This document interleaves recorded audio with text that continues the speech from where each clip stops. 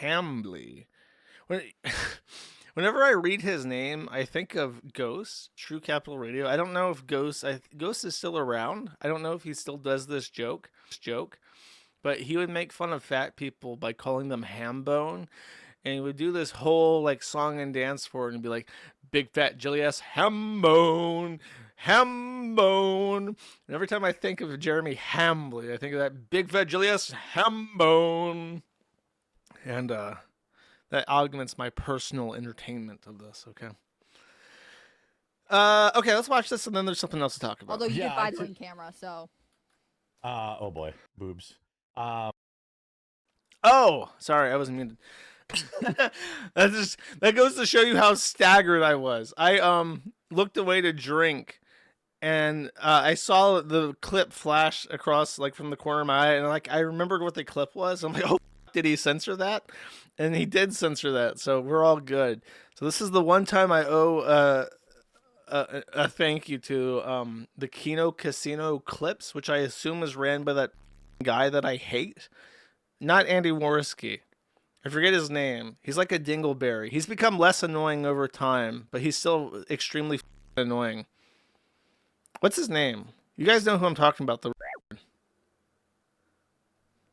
Not Flaked. No, not Baked. I don't. Kino Shay. That's it. Finally. God, everyone threw out all these other names. It's like, no, bro. I don't know who those people are. Kino Shay obviously is the one I hate. Come on now. Although you did buy the camera, so. Oh boy, boobs. But the dude, I feel so bad for Hannah Claire. She's just like the most normal person to ever live. She's got a child to worry about. Okay, she's trying to make money to support. Look at he's such a grimy guy. Look at how grimy this guy is. He's just got this like twisted is the word, I suppose. It's like demented expression, and Hannah Claire's like shitting herself. Sorry, the whole Jeremy Hambly hate train has made its way to me. It's PPP and Andy Worski's wheelhouse, but over time it's like starting to rub off on me, where it's just like, how do you fuck up this bad and this consistently? I don't find them entertaining enough to go over it for like 4 hours, but every time I just get like a little vignette into Hannah Claire's eternal suffering, she should never play poker. Her ability to conceal her emotions is like -10. Her eyes are popping out of her head like a cartoon character. So, in case you were wondering, that is hardcore. That Jeremy Hambly broadcasted on Rumble. Actually, that might answer a question that I'll get to in a second. But anytime this is why I can't scroll Twitter. He definitely like goons on Maine, by the way, because I don't ever see on Twitter. Apparently, he's using a search term to find Ring doorbell videos, and apparently that hit like a video, but like, I don't know. I have a feeling if I search that, I would not see. Out. Like if I'm ever hosting, I'm not logged in because that way it limits what you can see because I don't want. Oh yeah, sensitivity. You can just disable that, by the way. I think there's literally a thing in search. Let me just search real quick so I can verify this in real time. I just go to Twitter and I type in Ring.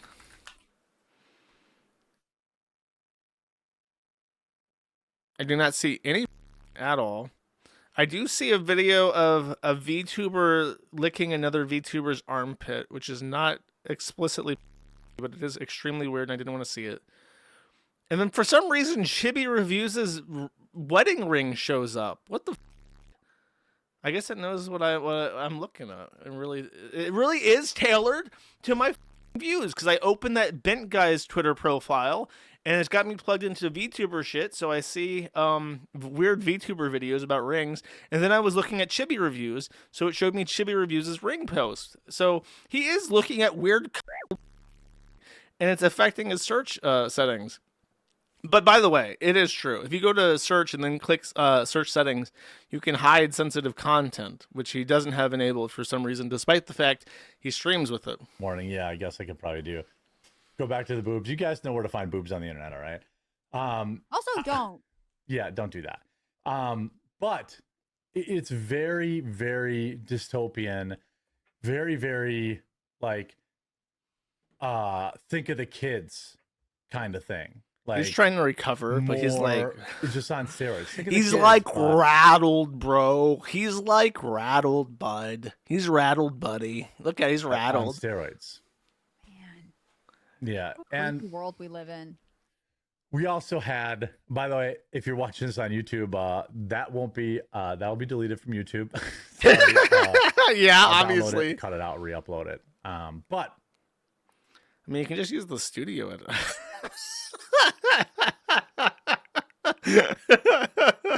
Wait, hold up. I think this song is what's going on in Hannah Claire's head at this exact moment.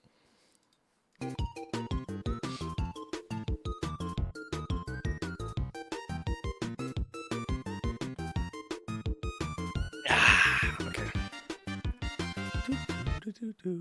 Okay, the other thing with Hambly, I don't have this actually pulled up, so I'm gonna have to dig it out real quick.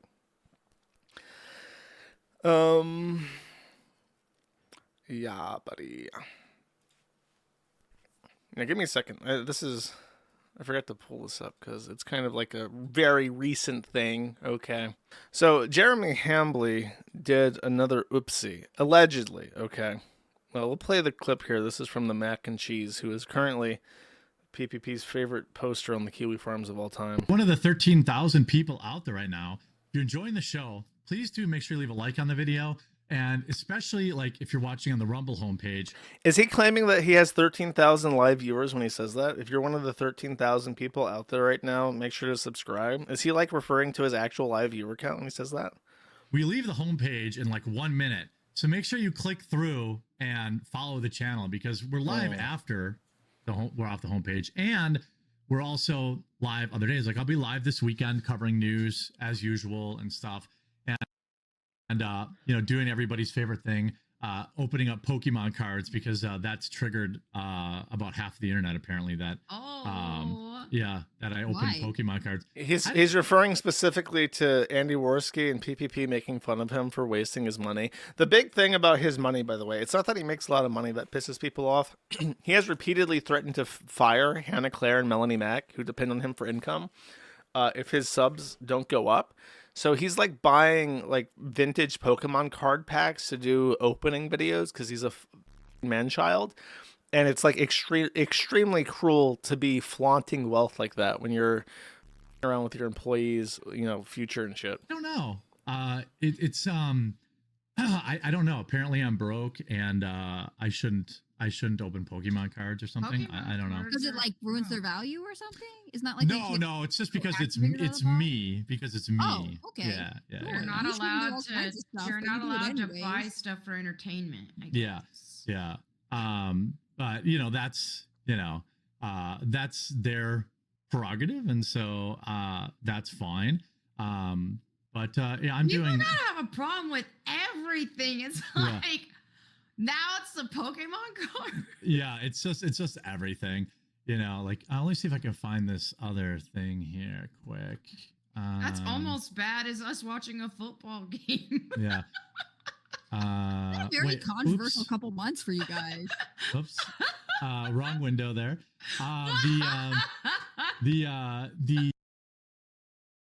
Dude, her face, Hannah Claire. Hannah Claire, back in the realm. Sit back in. She can't escape it. So what he did, okay, you got to the fun part. He showed his dashboard, and this, of course, was the dashboard that he showed off. So let's talk about this dashboard. This dashboard says a lot. In particular, it says that I have a similar dashboard with smaller numbers up at the top, but I can explain what they mean. The all-time stats are accurate. They are exactly what they sound like. That is your total cumulative views, followers, subscribers, and earnings. So Rumble has paid Jeremy Hambly $1.9 million. This includes his all Rumble payouts. So this also includes locals. He has received $1.9 million in payouts over the lifetime of his presence on Rumble. Now, the other one, the number below, is the one that has confused people because it is not a straightforward thing. So it says that he has a balance of $900,000. And this may lead you to believe that he can withdraw this money or that it's like a wallet in a bank account somewhere. No. This number is Rumble's outstanding liabilities to you as a contractor. This number fluctuates. It when you get paid out, it's kind of inconsistent how much of that balance they pay you out. Usually you have an outstanding balance of at least the last month, and they pay you out the month before. So like the next time I get paid out will be money that was outstanding in December, kind of, or for January, and then I'll have a balance of whatever I made in February. And sometimes it's not always the full amount. There have been times where Rumble has not paid me everything for several months. And then at some point, it just paid me out like everything all at once, and it was set to zero. So it's very inconsistent. But basically what this says is that Jeremy is owed $904,000 by Rumble. But the most interesting numbers are the ones below that, where Hambly shows his actual earned income. Because he's done this before where he showed off a little bit too much. He showed off the top part right here of his dashboard and indicated that in 1 month, in September 17th to October 16th, he made $26,000 of income. And he cut off of new subscribers. And now we can see why he did this. I believe that this is what he actually earns. This is the money he actually earns from his presence on Rumble. He has made $2,600 thereabout, with 6.6 million views and 160,000 hours watched, 6 followers, and 0 new subscribers. He has earned 0 subscribers across, I believe that number is both, I want to say both Rumble and locals. I'm not sure. Wait. It says total number of new Rumble monthly subs, gifted sub recipients, and locals supporters if locals is connected. You can tell that locals is connected though, because the red in the bar is new subscribers and or just your local income. So he makes effectively. Interesting. He makes a lot of his money from Rumble rants. It's like his primary source of income. And then a lot of that is locals. But it's like 1/3 rants, 1/3 locals, and then 1/3 video revenue, which is strange because... Oh, I see. Because he streams every day. I don't make shit for video revenue. In the entire month of January to February 13th, I have made $60 in video revenue, and he makes $60 a day in video revenue, and I don't know how that's possible. Because I guess he's showing more ads, I guess. That's really strange. So, the other thing that he shows here is that he has been kicked out of the Rumble Partner Program. It strains imagination how he is somehow owed $900,000 from Rumble, but he's not officially a part of their creator program. The creator program is a weird thing. I can pull up their things real quick and show you what it does. It gives you money based off minutes watched, new Rumble signups, and new subscribers. So depending on how many people are... I suppose that's what the green is or was? No, that's just like his revenue. I don't know. I assume that what happened is he was in the creator program and he got $26,000 in earnings because of his watch time, but they've kicked him out, and that's why his numbers have dropped, is because he's not in the program anymore. It's the only thing I can think of. His actual earnings are abysmal. He gets almost 50 times as many views as I do, but despite this, only gets about 4 times as many hours watched, despite streaming 4 times as much. And He has no new subscribers whatsoever.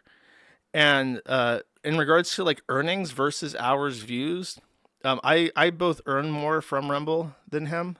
And if you were to compare our earnings versus our hours watched and our view count, Rumble is completely and totally his hours versus his income is abysmal. It's like really pathetic. I don't want to say exactly how much, but it's like it's terrible, and it pisses me off because the Rumble team completely ignores me.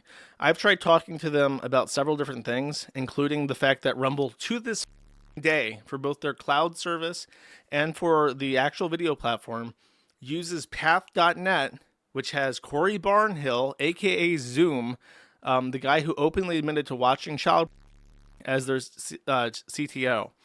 And I've warned them. I said, this is like a gray hat company.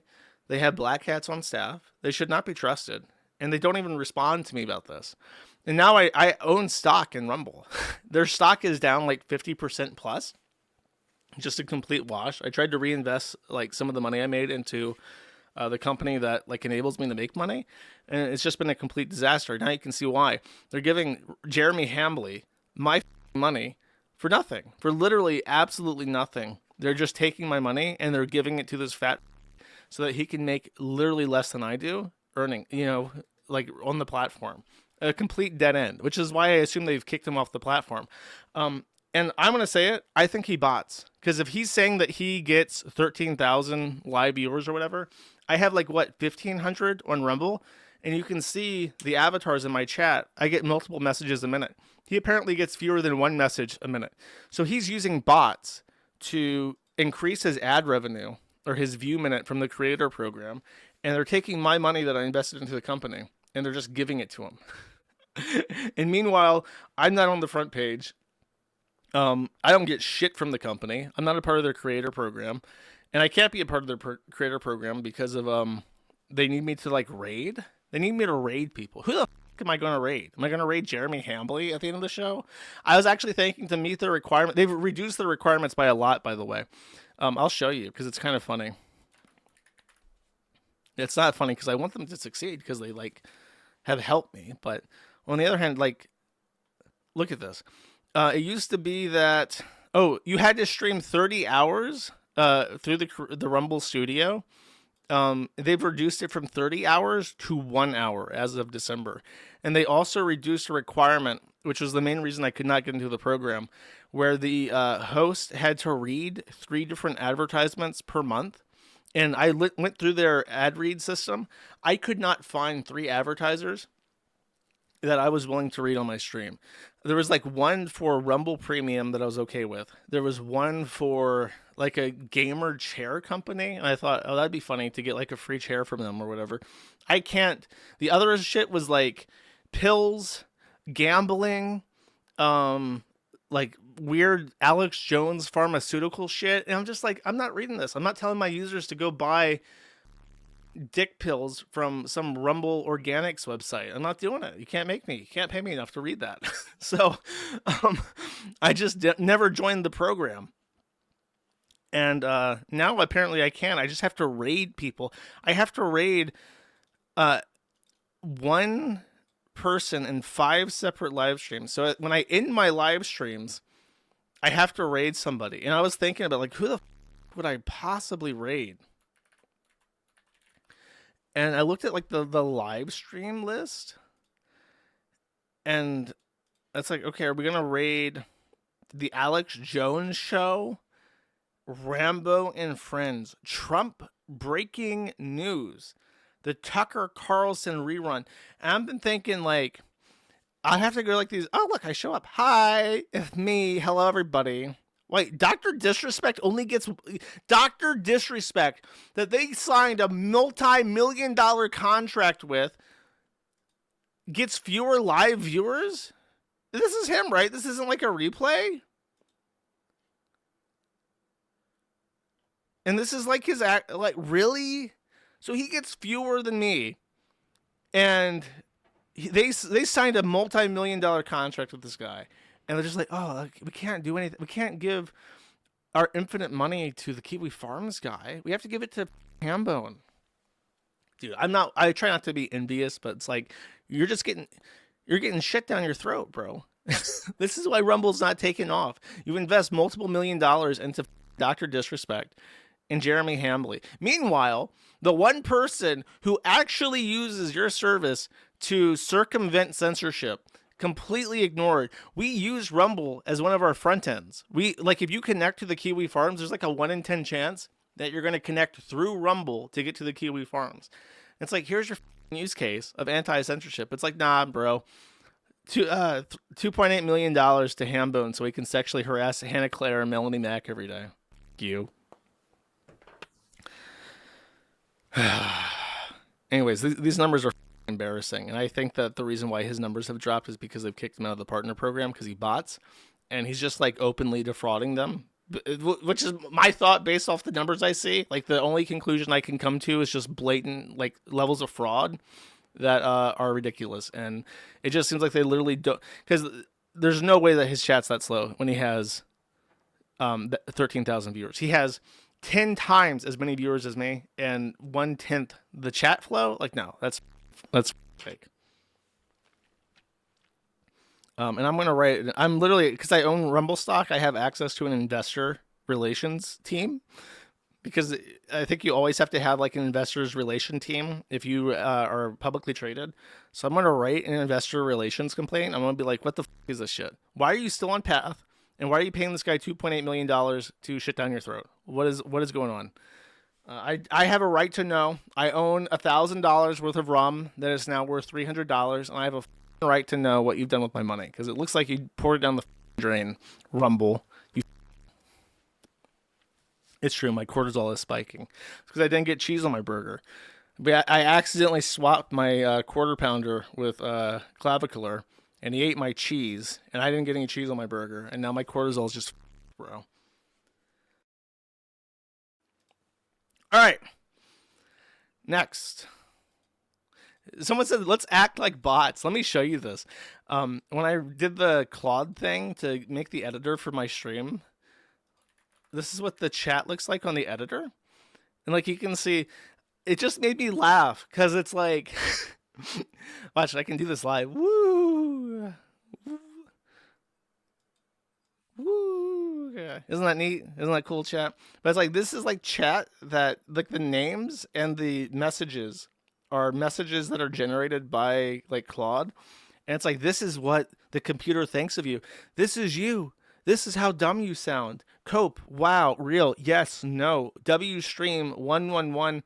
Chat is moving so fast, nobody will see this message, but I love you all. These are all messages generated by the gangster computer god. This is how it thinks you humanoids speak. Thinks you're retarded. Love this. GG, Pog, W, Hype Train. Bro, the computer thinks you're idiots. The computer thinks you're fools. This is Hambly. Okay, so Hambly had this to say. He was upset that people had commented that he was upset that Melony Mac had gotten married and was no longer on the podcast. I think either short term or long term. Wow, this is cringe. This overlay that makes it look like he's a Pokemon card or whatever a Magic the Gathering card. That's cringe. But I guess this is what he does now. His new YouTube channel is just burning money. He's just burning money to the Pokemon rap. Blastoise. Anyways, he is upset about the Melony Mac comment. So he decides to say, "No, child, I would not have sex with Melony Mac," and he'll clarify why. If you're in the chat, I'm worried about where Melony Mac is. Stop being such a loser, you know?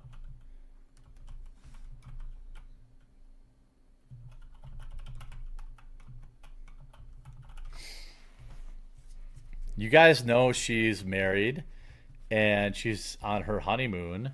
So if you're trying to like get a response by being a degenerate piece of shit, like know that she's my friend. And that's right. If you degenerates want to spin this kind of fan fiction, you should know that they're friends. And he would never, ever cross that line with his friend and make inappropriate sexual comments or advances towards her. It's not going to work. I suppose it worked by getting me to say that. Yeah. I'm super pumped that we got that good pull on Pokemon, because the Pokemon openings have been brutal.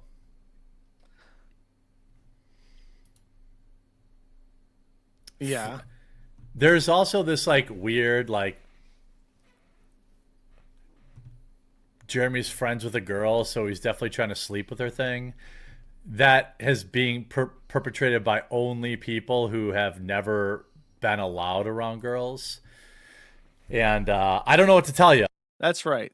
As a man, as a ladies' man, as a man who knows how to treat and talk to women, something that you, chat, would never understand. Something that PPP and Andy Warski, if they're even allowed around women, could never contemplate.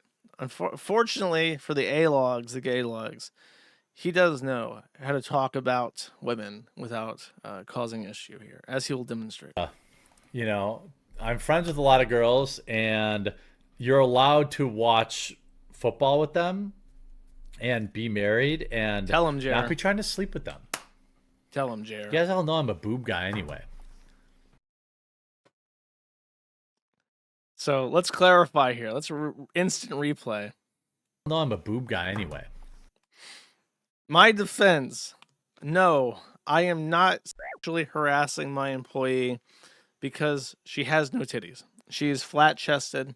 She is Melony Mac. She has no sex appeal to me whatsoever. And these are completely fine things for me to say about somebody I consider a friend and an employee. It's like a totally weird fan fiction. I like my boobs, 2 scoops full. All right. So I love Melony, but as a friend, it's easy to do.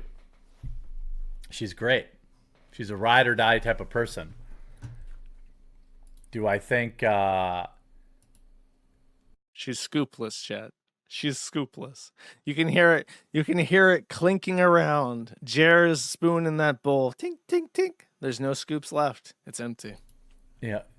To get back with the content. Well, the last thing I have to open right now is another Lorwyn Eclipse booster box.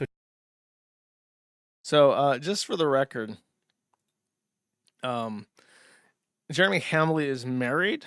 There are pictures of his wife that are available on the internet, him and his wife. And I don't know, Jeremy, maybe you shouldn't say things like, I prefer well-endowed women with bountiful bosoms, because that could cause marital issues based on an independent analysis of the situation. It would be an inappropriate thing to say, Jer. By the way, this comment down here is saying, he just contributed to the Kiwifarms GoFundMe, by the way. Say it plays an essential service he can't afford to lose, LOL. And then this guy says, praying for his own obituary. This is in reply to this. I have been doomer-pilled about a legal situation that's unfolding, which I will explain in due time. And part of my explanation will include a hard line that either certain things are funded or I can't continue to host the forum. And I'm going to have to draw in the near future a hard line and say, like, look, this is what we need.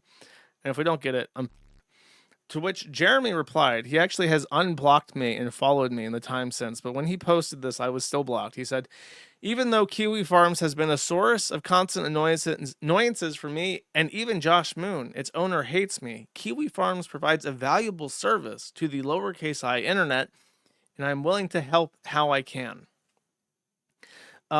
Now, he offered to pay for the entire Ricada body cam footage thing, and he did not contribute to that crowdfunding thing for Old Glory Pay. And he is now, like, once again offering to, like, step in and pay for something.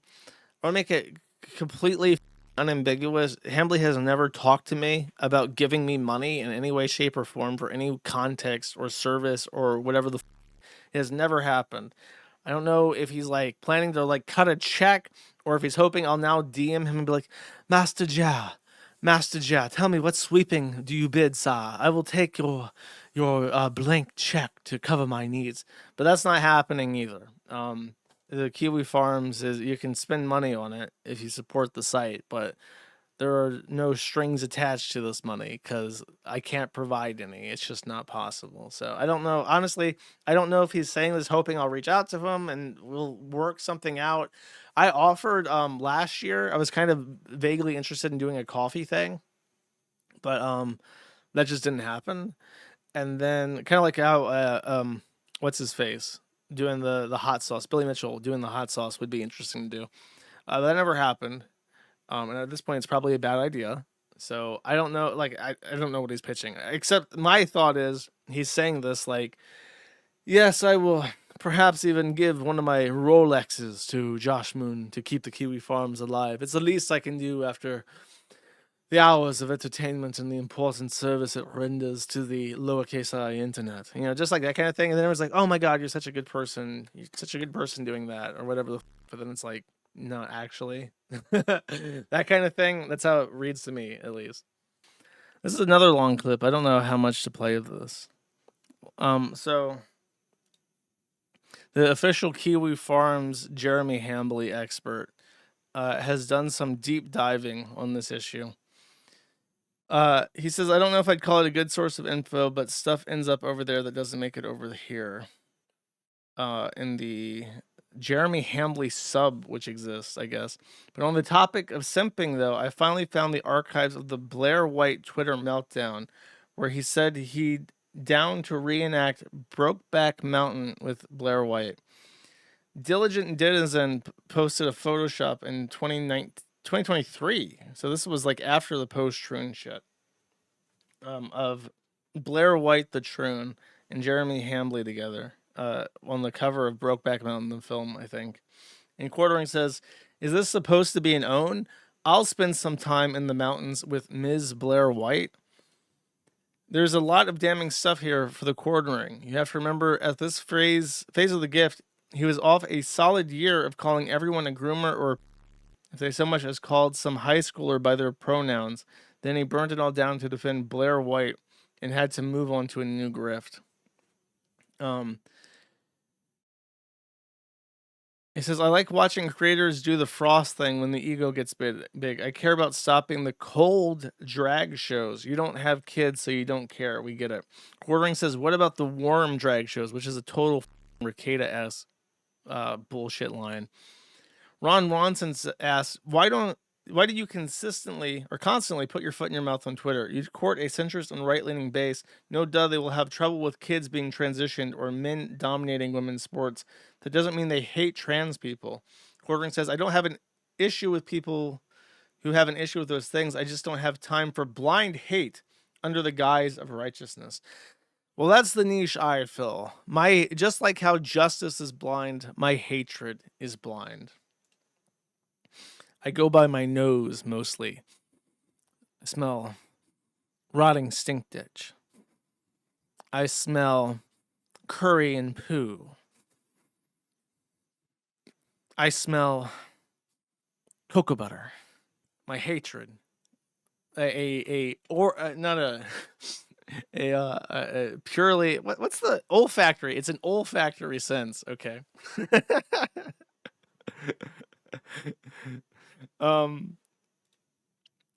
The incoming people rationalize their spurgery and say it's all about the kids, but they can't name a single school board member in their own towns.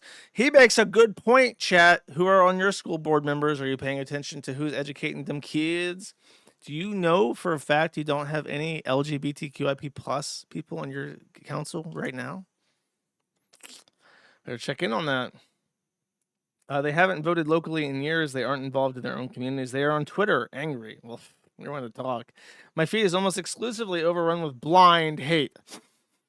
I smell Pokemon cards and sweat and Mountain Dew. And it feels pointless to try and talk some people back down to civil conversation. You can hate what one trans person does and not hate all trans people. It's the same shit the left does. It's all so tiring. I feel like I've always preached to separate the ideas from the individuals espousing them. Collectivism is bad and always has been. Says the guy saying vote locally. It's been a primary criticism of leftism for years, but now the right is just going ahead and adopting the same tactics, and I hate it. Nuance is dead. Nuance is dead. You got to pick a team. I'm on Team Orange Man, and we're going to get rid of all that. That's my team, okay? I want people to have a reasonable path to citizenship. This guy. No!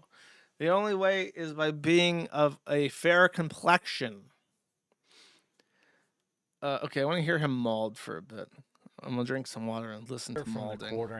God, he is going bald bad. And some of you may have noticed that I've been acting a little weird lately. You know, I gained a bunch of weight and, you know, I've been drinking more. So I'm going to go clean in August. I'm going to lay off the drink in August. And I'm going to stream more. I spread my seed to Twitch.live. What are you drinking tonight? Cheers to everyone who's here. You never quit! Never quit, never say die. That's a big drink. Any thoughts on the DNC convention? Yeah, I mean, imagine having a convention.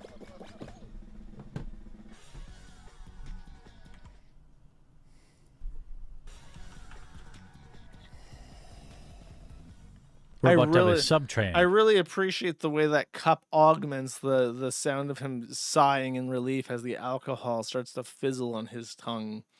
10 people in a row right now are going to subscribe. Watch this.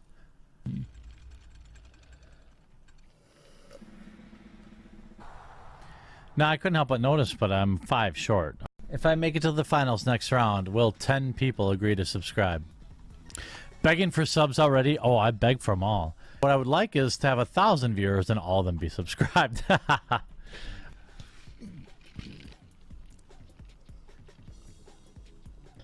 If I do, you have to gift sub 10.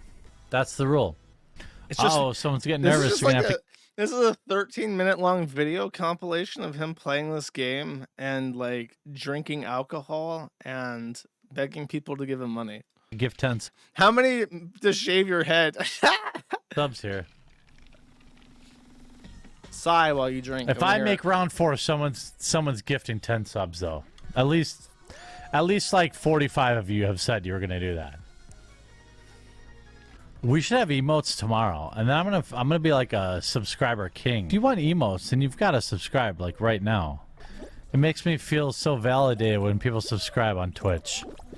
Dude, this would be my dream job. Is this how old is this?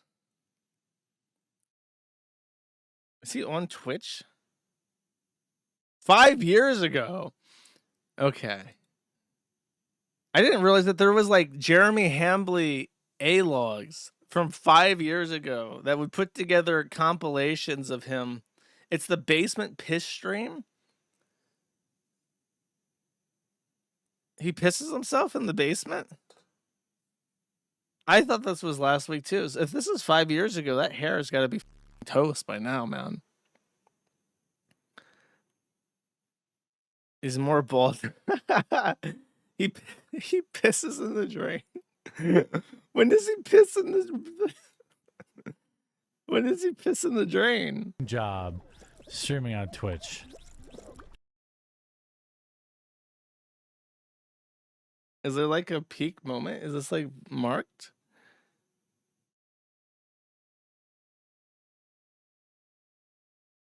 He's still there. 5 subs. He's still asking for subs. Ah! Ah! You'll have a wonderful night. I've never seen this before. I tried to do my best. Legitimately. He's an artist sing pissers? I guess so. Ultimately, what I want doesn't matter. I'm going to pee in my basement. Oh, here we go. Someone's going to tip $100, and that's how it's going to go. That is it. I hate my life. My favorite kind of streamer is the one where you can only see the top of their head because they're like slouched. This is the thing that Ricada would do when he was so drunk he couldn't sit upright anymore. You could only see like the top of his head because he was like so slouched over, and he's like so wasted. He's doing like the Ricada thing where he's like passing out. He's like falling forward. That is it. I hate my life. Good night.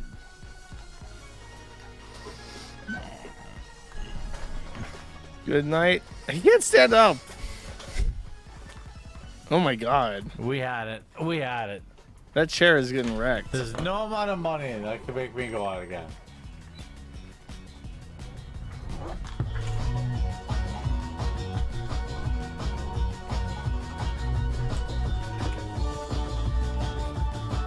His headset's like leaned off his head.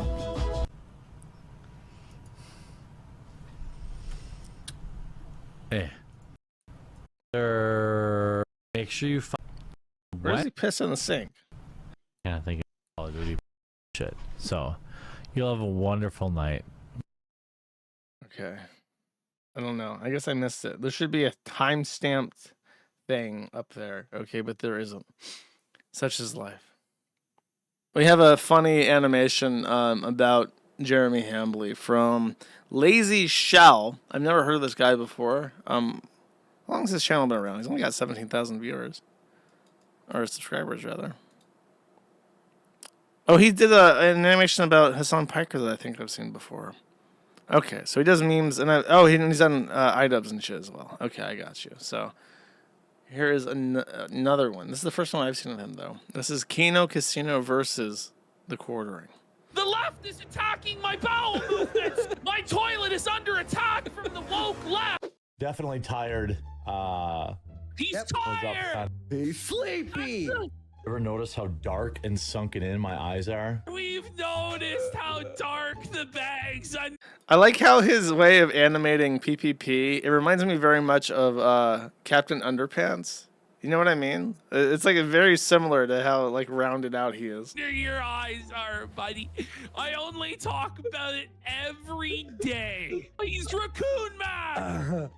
Little tired today. It was a long He's night. always tired. What are you fresh? Oh man, look at him though. He is tired. I'm gonna take a nap. Take a day off. Look at his eyes. They're just bloodshot. Look at his left eye. It's completely bloodshot. I like how his blanket has like the logo. I hate his logo. I've mentioned this many times. His other logo where he has like the podcast mic is awful. What are you guys going up to? What are you guys going up to? Fail. What are you guys up to this weekend? Whoa! Oh, there we go. Whoa, buddy. Distraction alert. He has a problem with words. I love how His non brain sequitur doesn't this work is so too. good. Not focused. He's trying to be an actual entertainer with these problems. Oh shit. He's mushmouth. He looks like my UPS delivery guy. Not the first person to say that. Yep. It seems to be a universal recognition that he looks like a UPS driver. Well, now I'm just gonna upload all the terrible ones so you guys can watch me suffer, or suffer, as some people like to say. He's rolled over and showed his udders and just embraced being a lolcow. And he's like, yeah, I guess I'm in my lolcow era, boys. Here you go. Make sure you get this close up when you milk my udders. That's the best part of the entire thing. I'm gonna replay it. I like how he slaps it. I'm in Slap my that udder. lolcow era, boys. Here you go. Make sure you get this close up when you milk my udders. I just jumped on. I just did my little trampoline. I want to see Jared do tricks on the trampoline. You think Jared can do a 360 backflip, buddy? He's gonna poo his pants on the trampoline, guaranteed. I'm gonna have to shit for sure. The pooth is out there, pal. I have anxiety diarrhea. He has anxiety diarrhea. I was getting like diarrhea a lot. I had to run a red light and still some came out. Can you imagine if he did run the red light and just T-bone a family and like paralyze some? Officer, I'm sorry I killed that family of 4, but I couldn't shit my pants. Your political live stream, sir.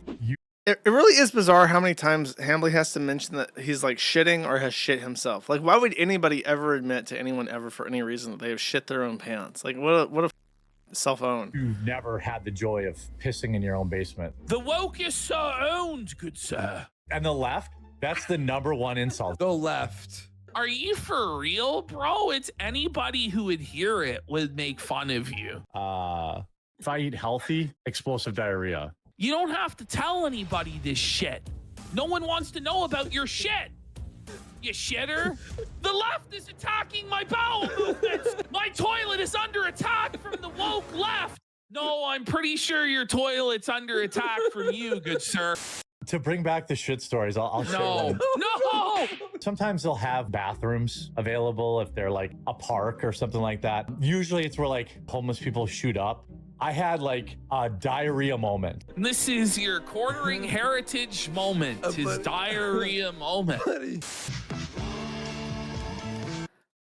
Maybe if the site continues to be profitable, I should just commission like videos like this, making fun of like story arcs that I find funny myself. That'll be. I've always thought that if I ever had like an abundance of money, I would commission like art and music and videos, and just have like a production team making shit like this. That's my plan. Okay, that was very good. That was by LazyShell. Okay, very. And one more little update on Scarlette Hampton. She posted this insane video on the internet. Let's take a listen. So I'm at Quick Trip right now, and let's see. I'm gonna get a bowl leave room.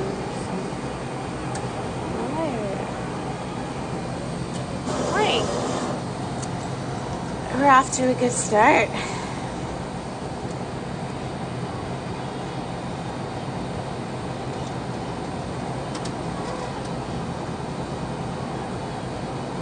We're off to a good start this morning. Okay.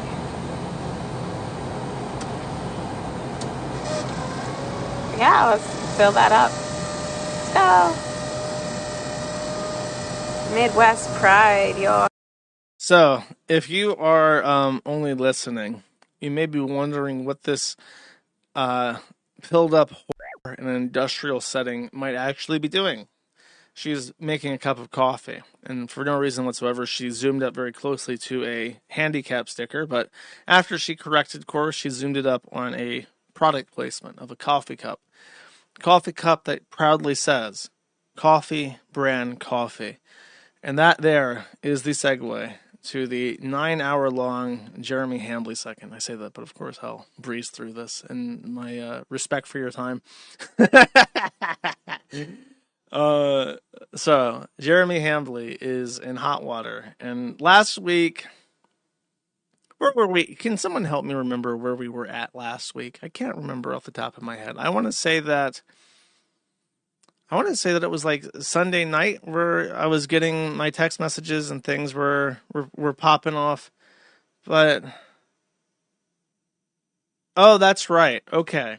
That's right. Okay. Let's wind this back because a lot of stuff has happened, and many people listening to this offline will know what's happened already because it's what everyone's talking about. But let's set this back to last Friday, as the custodian of records. And what was happening is that Jeremy Hambly was issuing a challenge to PPP, and he has done this many times, where he's begged Andy Worski and PPP to allow him on the Kino Casino to have a debate.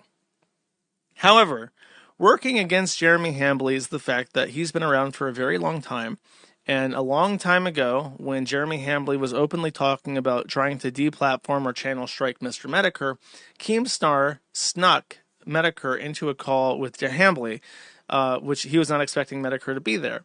And the resulting conversation was this very passive bullshit non-tent, where you never got the satisfaction of seeing Matt Jarbo put down, or Matt Jarbo was embarrassed of what he had done. He was humiliated by everyone dogpiling him. He voluntarily relinquished his report history to show that he had flagged people, And then he was convinced by Medicare to say that he is a soy-filled bitch, which he did. And this is a iconic moment in IBS history because it was so satisfying.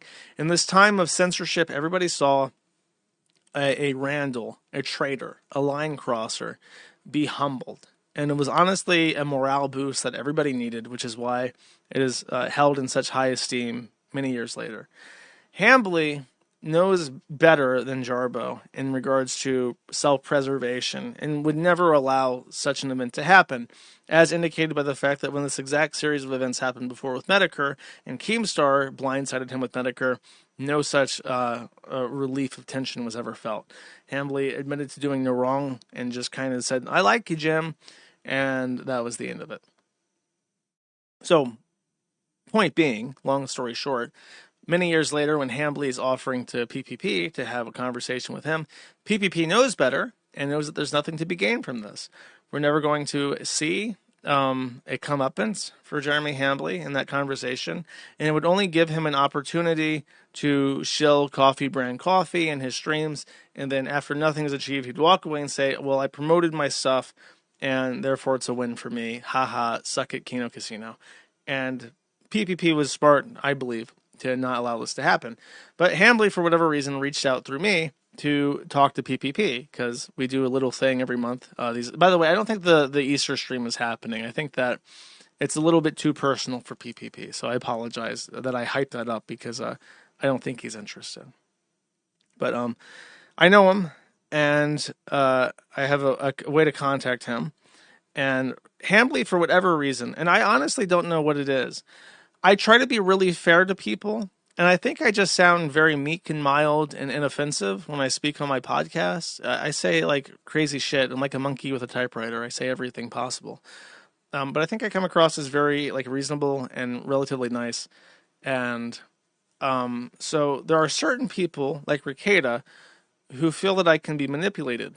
And what's frustrating to them is that when they try to talk to me in private and convince me to do things for them, or convince me of certain perspectives that I believe are wrong, they realize that underneath this vocal fry is somebody who is very, very, very wary of absolutely everybody all the time.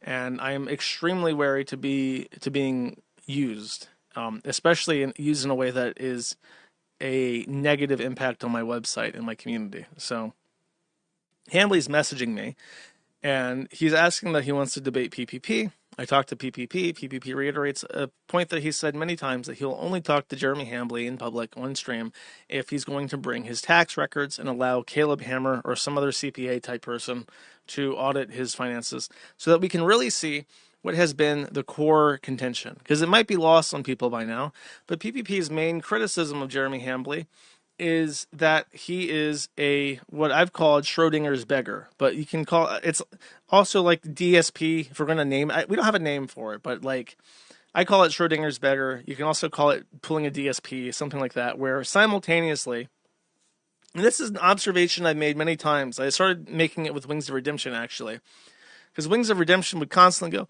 I just want to stream and have a good time, have a good game. I don't make any money. I'm going to lose my house. And he like cries about his money. But then if he gets A-logged, his response to the A-log is, I own my house. I make consistent income. Everything's fine. I'm better off than most people if you want to know the truth about it. And it's just like, on one hand, he's constantly one step away from imminent financial collapse, and on the other hand, he's just fine, depending on who he's talking to and if he wants to present a bold face or if he wants to elicit sympathy. DSP does this, and Hambly does this, where Hambly did a video saying that he put Coffee Brand Coffee infrastructure for building a coffee roasting company from scratch with all his own equipment at an enterprise grade. Cost him I think it was like $300,000. It was an obscene amount of money to put on a personal line of credit. And he was basically saying that he put all this money into a company and it never had a chance because his coffee got review bombed by leftists. And he was saying that he needs money and he needs people to buy his coffee, and he needs people to support him because he's under attack, which makes it seem like he's in financial straits. I had to humble myself because I don't like talking about money at all. And talking about money puts my forum under a financial attack vector with more precise information that enemies have. But I had to say earlier this year, like, look, we have to hit this goal because that's what's needed for me to host this website. And it's kind of, if you have to do it, you have to do it. And Hambly showed his ass and said, I need this money to continue my operations, or I have to fire Hannah Claire and Melony Mac and Luke Randowski, who got fired anyways, and I need it today. And then immediately after this, he went on and he said that actually he owns 20 plus Rolex watches. He has a private jet. He has a fancy saltwater aquarium. He has a mansion. He does have a literal mansion. People know where he lives. It's like a 11-bedroom house or something absurd like that. And he's just constantly showing off his wealth. And he spends his free time unboxing Pokemon cards, which are very expensive these days. And it caused this sort of hatred that only comes from witnessing a Schrodinger's beggar, someone who begs for money because of imminent issues, and then also lives an extravagant lifestyle despite that.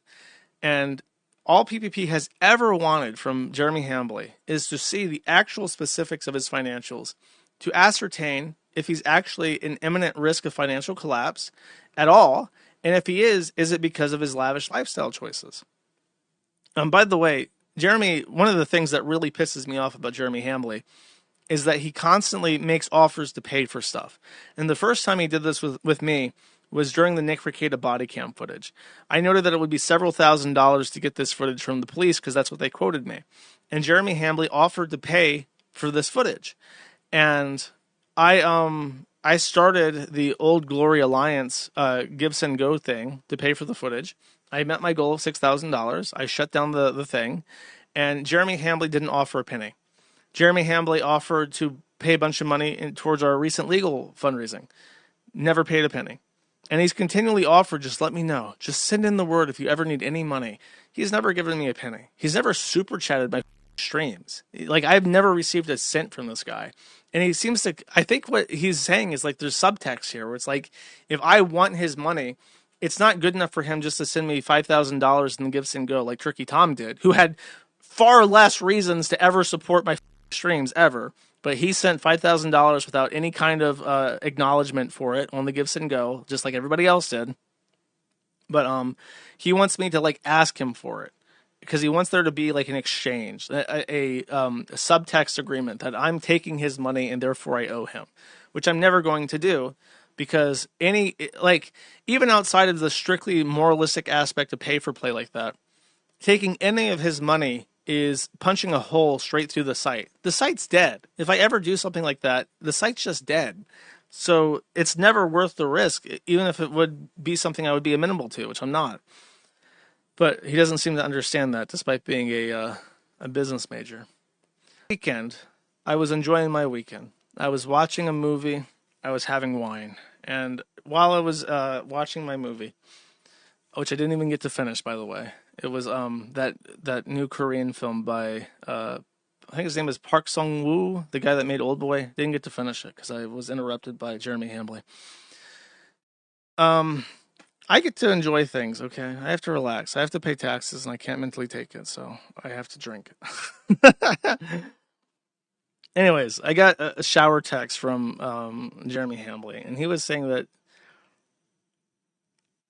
well, this is Sunday. Okay, so let me wind back. Before I got the text, this was also happening in public. So there was like a dual chimp out, okay? There was like the public side of this, and then the private side of this, which is what he was messaging me. Quartering says, all my heroes in content creation have been fooled by Pakistani bot farms and are selling their soul. I've never felt more confident in my positions, and it's because I can see it, and they refuse to. Then he posted this publicly. If I actually wanted to get them banned, easy. I don't want that. I want their ridicule. It's funny, and they're good at what they do. I don't think it's crazy to ask them to leave my wife out of it. Their YouTube channel is literally a walking TOS violation ran by a ban evader. I don't think it's crazy to expect two other grown men to understand that my wife, who is not an online person, to be left out of things. The more they push it, the more I want to become the villain they already accuse me of. PPP in this message says, A final point for Jared tonight as he cries out about being bullied and harassed on the lowercase I internet, i.e. people mocking him, pooping his pants, and being a cuck. You can't post Jack Murphy's tape constantly and make over 100 videos on Brie Larson and then cry when other people make fun of you. Quartering response to this says, I think making fun of me is totally in bounds. You guys have spread disinformation or disgusting, vile lies about my wife, and you literally retweeted a Photoshop picture of her, someone who's not on the lowercase I internet. Which one? She could be on the main one, however. I strongly dislike you, but would never dream of bringing your family into anything. Then he's spurring about Iran, but that's not relevant. So that's the kind of pretense to this. Jeremy has had enough. It is the cuck's rage.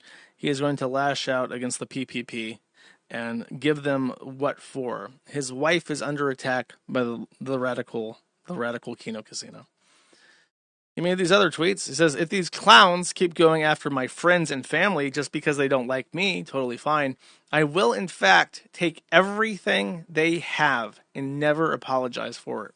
Take everything they have and never apologize for it. Psycho weirdos are messaging my wife, calling her phone. People are harassing my friends. Roast me fine. There used to be a line. He used to me a line because he's drunk. I don't give a what you say about me, but these psychos are harassing my wife, my family, and my friends.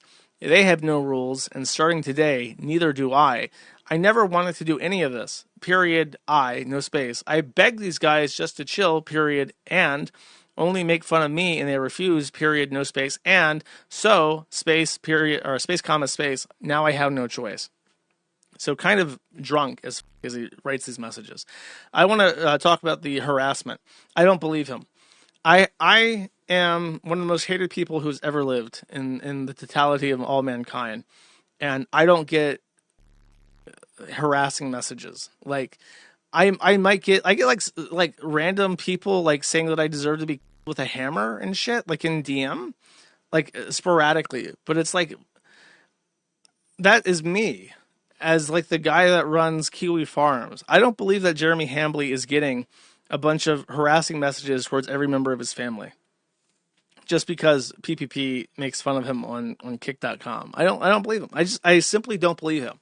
Unless, and this is usually the case with this kind of harassment, unless there was someone specifically motivated to harass her, to try and get things taken down from the internet, perhaps, who perhaps also has a history of domestic violence and might even have protective orders against him for domestic situations already. Some sort of local guy who personally knows his wife, who would be upset about his privacy and cuckold lifestyle coming out, and who might actually be applying some threats of force or harassment against his wife to get that to stop. I believe, this is my take, that he is getting harassing messages. And he is getting, his wife is getting harassing messages. And his wife is yelling at him about those harassing messages. And the cuck's cage has been rattled by the wife. And she's telling him, my bull is upset and you got to fix this. And so he took some shots of liquid confidence and has gone onto the internet to show those bastards, PPP and Andy Worski, what for. That's what I believe. I believe that because no other force would be strong enough to like force him to freak out in public like this. Next one. So after threatening to take everything they have, the quartering messages Steak Eddie, Evil Eddie himself, directly going up the chain of command to the very tippy top of kick.com and saying, hey, Evil Eddie, we pull about 10,000 daily live viewers and haven't missed a stream in 4 years. I would love to talk to you about some stuff. I'm not looking for a deal, just questions about the platform. So Evil Eddie, according to the quartering, actually added him after this, I guess so that he could talk about getting some kind of contract. But of course, he's going to do the same thing he always does. The same way he offers me money with this unspoken tension that he expects something in return. He's going to offer Kick to get this huge streamer from Rumble, but he's going to need something cleaned up beforehand. What's funny, by the way, is after this message came out, I was diagnosing some issues with Kick, And I was looking at the Kick front page to try and find some live streams to get live data from. And one of them was a Kick. I don't know what his role is. I think he was the lead developer of Kick.com. And I popped in, and there were a couple people who recognized me. So if you saw me doing this, you can vouch for me in the chat. I actually popped in and I asked this guy, hey, what is Kick? And every so often, because people send me gifted subs, and I still haven't fixed the gifted subs, so I try to find data so that I can do programming stuff with live data, because the VODs don't store all the events that happen that I'm trying to capture. So I have spent a great deal of time opening random Kick streams and collecting data to try and feed into my overlay to try and get Kick working 100%. I have never seen anyone come close. I mean, not even close to the kind of pull that PPP gets on Kino Casino in regards to gifted subs and subs. There's a streamer who I use very frequently because he streams a lot, called Cory-Chan, who's like Keemstar for Japan. And his chat is the fastest chat I've ever seen. He gets 60,000 plus live viewers. His streams do not get anywhere close to the number of super chats and subscriptions that Kino Casino does. So when they're talking about like my 10,000 daily live viewers, PPP and Kino and Andy don't just get like 5,000, 6,000. They got 10,000 in the last stream on Monday. But they don't just get that number. They get money following through. It's not just people watching like Cory-Chan. It is people spending money to support them in the process. So the idea that he can shove his weight around against PPP on Kick is literally delusional. It is insane. It's actually insane. I'm very certain that they on Kick directly probably make like as much as like Aiden Ross does from subscribers and super chats and shit, especially for how long they stream without streaming in real life and doing 24-hour streams and shit. So completely empty, very obvious, very transparent, very pathetic. Another tweet, Quartering says, first will be your YouTube. Should I read this like Patrick Tomlinson? First will be your YouTube, which is in violation of ban evasion. Easy takedown. And next will be your Kick. I literally begged you to be reasonable. I tried everything. You chose this. All I wanted was to let you guys dunk on me. But now your channel's already over. Stalker PPP. Pull the trigger. Bang, bang. So that's his threats. And then more. I think that this is a response. Andy Worski replies to one of their prior messages saying, Quartering has admitted to flagging us. He is trying to get us unbanned on Kick for making fun of him. He claims I am ban evading on YouTube. I was unbanned earlier this year. The channel was ran by someone else. Also, you bring up your wife daily. Shut the up. And then Quartering replies to this and says, I have shown unrefuted video evidence that I have in fact not flagged you. Now you have continued to lie about me, Andy. I'll go ahead and take everything you have. I have given you clowns plenty of runway. I think it means leeway. Runway, both publicly and privately. Enough is enough. Too bad. I liked you. And he repeats this like a million times. He likes Andy. According to Andy Worski, the last time before this, the two of them had direct contact. He said that he hoped he died and they'd find his body in a ditch somewhere. So that's just how Hambly shows his love, I guess. I want to say there's something missing here. Oh, this was from last stream, which is why I don't have it open. Hambly showed his report history, and I might have this in a tab somewhere, but someone else who had reported people or not reported people, as I mentioned, I don't believe his report history bullshit because he has 8 million channels, and they all have different report history. Like, if I flag somebody on my personal YouTube channel and then switch over to Matt at the Internet, I can show, look, no reports on Matt at the Internet, and it will have like a completely different account history because they are different accounts on YouTube. But what's really funny is that someone opened up their report history and noticed that in their table, they had no reports to show, and the table was actually captioned. It just had the header rows, no data, and then a caption on the table that said, there are no reports to show. meaning that it's an empty set. Don't worry, it didn't load or fail to load. You have no reports to show. Hambly's screenshot conspicuously lacked this message, indicating that if you were somebody just trying to, I don't know, take 30 seconds to edit the page to say nothing or remove elements in the DOM to manufacture an image, it wouldn't have this table caption saying that there are no reports because you wouldn't know to add that. So it looked like not only did he have a better opportunity to not flag shit under his main channel, he didn't even bother. He just edited the history potentially in Photoshop or in the DOM to hide it and forgot the message because he didn't know. So next, in reply to BP, a random user on Twitter, I will take it upon myself to mass report Kino Casino clips on YouTube channel in oblivion with my 8 YouTube channels, which I think is just making fun of Quartering. Quartering says, I don't want this. I just want them to leave my family and friends alone. They can make 1 million Jeremy is a loser videos. I don't care. Just leave the normies out of it is all I ask. Anyways. So,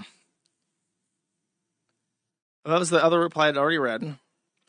I have reached out privately to both him and Pay. I have reached out via intermediary. Foreboding, foreshadowing. All I ask is that they leave my family alone. I begged them to be reasonable. I said making fun of me is fine. They refuse. They want to continue to harass my wife, family, and friends, he says for the millionth time. Pay responds to the prior tweet from taking their YouTube channel for ban evasion. Even Jarbo wasn't this shameless. I will now never ever stop felting you, Jeremy. You genuinely have no power anywhere. And you won't be doing shit. You are ruining your career and reputation in real time in a drunken spiral! ! Sober up and seek Christ, buddy. Which obviously was going to happen because I said that on Friday. Like, you're telegraphing to everybody like Elden Ring boss. Here's my weak spot. I'm powering up my attack. Please don't ever hit me in my weak spot while I power up my attack. That would leave me ever so vulnerable to follow-up attack. It's like you're just giving guides on how to f with you. Why are you doing this? So, not an unexpected reply from PPP. And he was very indignant, by the way. He was very angry about this because it's like nobody likes being threatened, and they especially don't like being threatened from a position of weakness. I also feel this. So during this time, by the way, this is when he starts messaging me on private message. And my responses to him are relatively slow because I'm trying to like watch a movie. So there's like, and he just goes like, there's long chains of replies to me. So I just let him talk. And then after I remember to look again, I check out what's going on and then I reply. The Quartering says, I have reached out both privately to him and PPP. I have reached out via, which is me. But I literally begged you, other fans justifying making my wife live in terror. I hope you all support them financially because it's your fault they are about to lose $100,000 a year. I would say that Andy Worski and PPP probably make closer to $500,000 a year, if I had to guess. Because they do make a lot of money. Tristan replies, says, keep it legal, don't stoop to their tactics. And he says, that's easy. Tristan is a by the way. He also replied to one of my tweets and replied to him and said, like, it's just a total suck ass. Then, while having a conversation with PPP, I said to him this the offer, and he became so enraged by this offer that he immediately posted it to the public timeline. And they're kind of set in motion the shower text thing, which I don't feel bad about because number one, he's literally asking me to talk to PPP, and number two, he's saying throughout the entire thing that he expects them to be public. So there's not like an expectation of privacy. You're talking to somebody who doesn't really know you, and you're threatening to do criminal things, which I'll explain. So PPP says, just so people are aware, these are the Mafia Don extortion tactics that the Quartering is now using in private DMs with Josh Moon. You were not King Hambly. You need to accept the fact that I can call you a on the lowercase I internet. You have a bull in your house, pound sand. And then there is the DM change. So let's just show the actual offer, which I'll read the rest of the DMs later. Unofficial truce. They delete the videos attacking our marriage. I never mention him again. By the way, not even just the videos making fun of her. Very specifically attacking the marriage. The more they do it, the more I want to flex my connections to bury them. This is a one-time offer. They can meme on anyone else they want. I don't care if they meme on my friend who apparently has a questionable past. But this is an exploding offer, which is also like a drunk euphemism, I guess. I think he's trying to refer to like a 007 James Bond like self-destructing message, but very awkward statement. If they want to go to war, I will win, which just invokes in my mind that meme of like the Redditor, like looking like Thanos and like closing his Thanos gauntlet. Like, you really think you got a lot of power, huh, buddy? You think you're a big boy, huh? I assume, and this is, again, it's like, why, you can't be mad at me for this. I assume all these messages will be public, but I, like Andy, just get rid of the videos claiming I let some my wife, and they continue to make 10K a month on YouTube, and I move on. But they continue to spread disgusting lies about my family, and I have no choice but to react. It's time for them to make a business decision. This is a win-win. I can burn it all down, LOL. I have 5 years guaranteed salary at Rumble. If they balk, that's not on you, and I still support Kiwifarms. Broker the ceasefire, and everyone wins. So I'll just read the entire thing later, but that's the offer that I was instructed to send to PPP, which I did. And then PPP immediately posted this in public because it's obvious like extortion. There's several things in this, but the main one is his claim that he has 5 years guaranteed salary at Rumble. Last we heard, he's actually renewing his Rumble contract. And I think he was even saying that it's looking iffy because of his numbers or some shit. Like, that was part of his Wings of Redemption, Schrodinger's begging thing. It's like, oh, Lord, I'm going to have to really make up the money if I can't get this Rumble contract renewed. So, not sure what the deal with that is. And I don't know where the 5 years comes from. I think that this might tie into the Rumble. Remember a long time ago, he deliberately showed his dashboard to show off that he had $900,000 worth of unpaid debt from Rumble that was just sitting in like a wallet waiting to be paid out. And I explained at the time that I have a similar wallet on mine, and there were months where they would not pay out the full amount, and it would kind of stack, and then they paid out like a long overdue amount all at once. So it's they have liabilities to you, and they will pay out whatever they can when they can. I think the reason that his liabilities are $900,000 is because he probably has something like a 5-year contract for $1 million, and they might have a performance review every year. So he might only have gotten however much money from them, and now they're going to have to look at his performance and decide if they're going to keep him or not coming up soon. And if they decide not to, then all that money goes away, and he's only going to make the money he's actually getting from super chats and stuff. And based off the data he leaked, he doesn't make at all on locals or on super chats. So it goes from like $10,000, $20,000 a month, I think it was, to nothing immediately. So that could be why he's so freaked out about this. Maybe Rumble doesn't want to cuck or something. They might include that in their performance review. So that was the first DM leak. And then the response from the quartering in regards to this was the Thanos snap. Scorched Earth tomorrow at 12 Central Time. I love having such an amazing topic to start the week out with.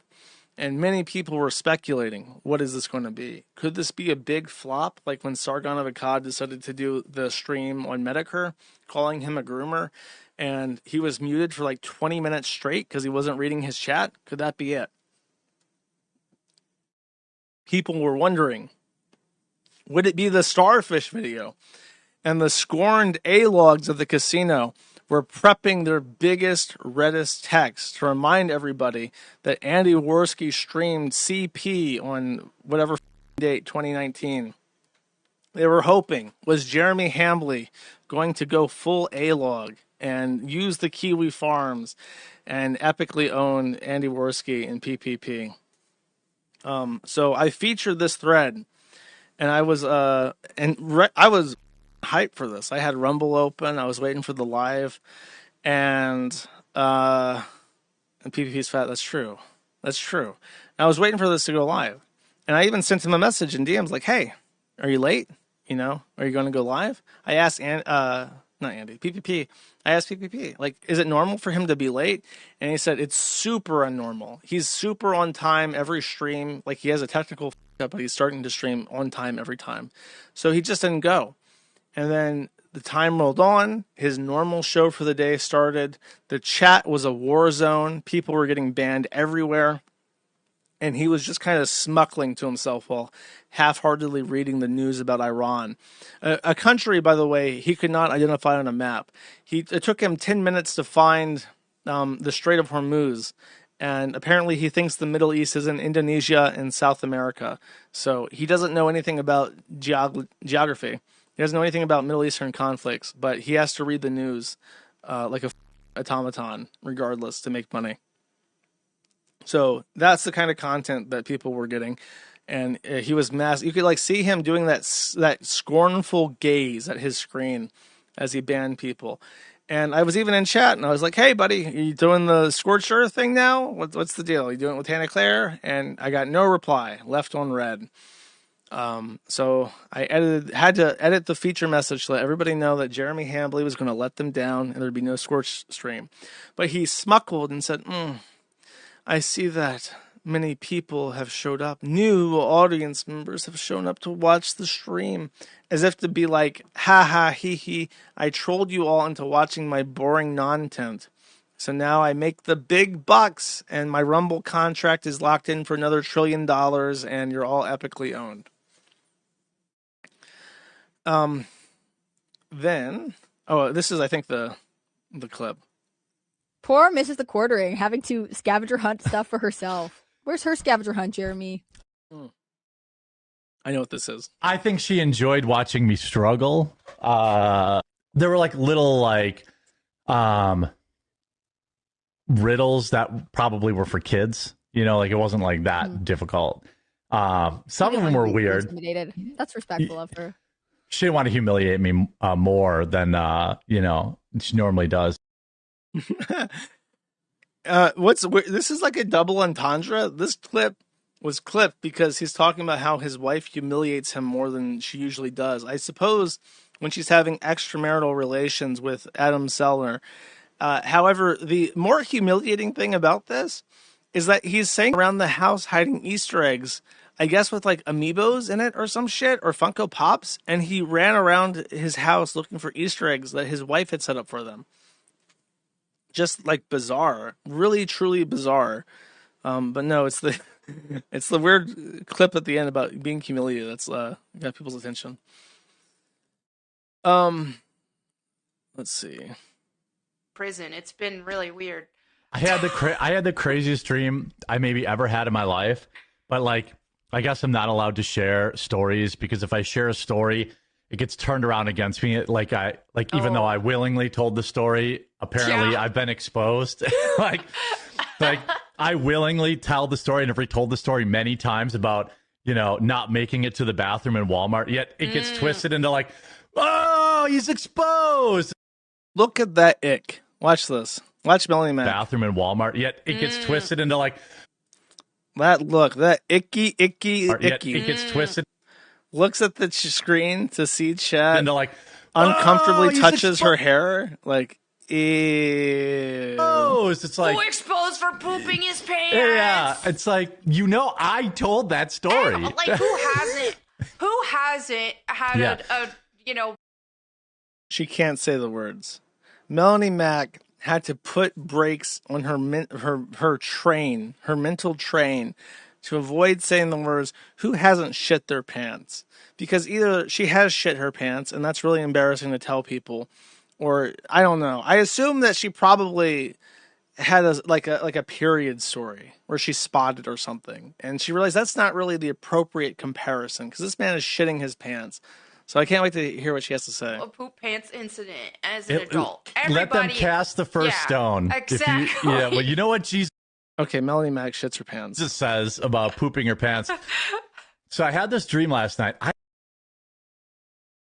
Let the record be shown to the Sims that Melony Mac shits herself.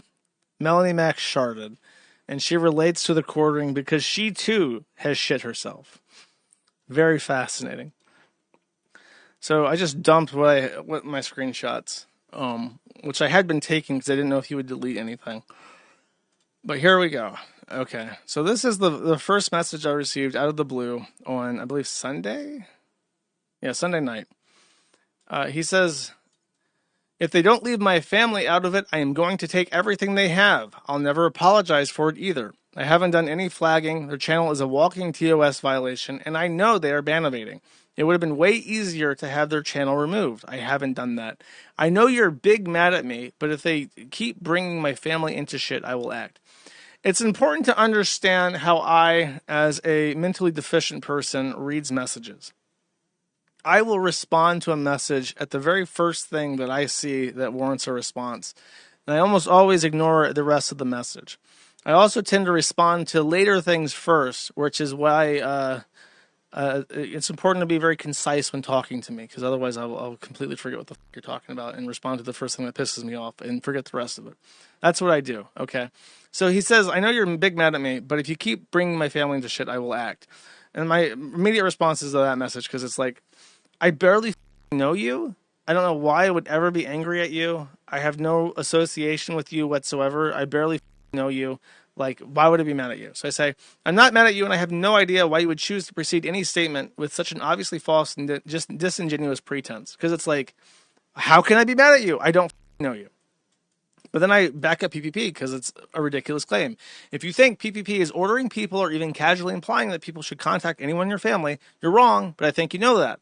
Because my immediate suspicion at this point in time is that he is using this as a pretense to go out. I actually say this. I also think that as a 2-decade veteran of internet communications and someone around during Gamergate, you know by now that the one thing you should never do is give harassment attention. So I'm not sure why you're choosing to do that. Operative word being choosing.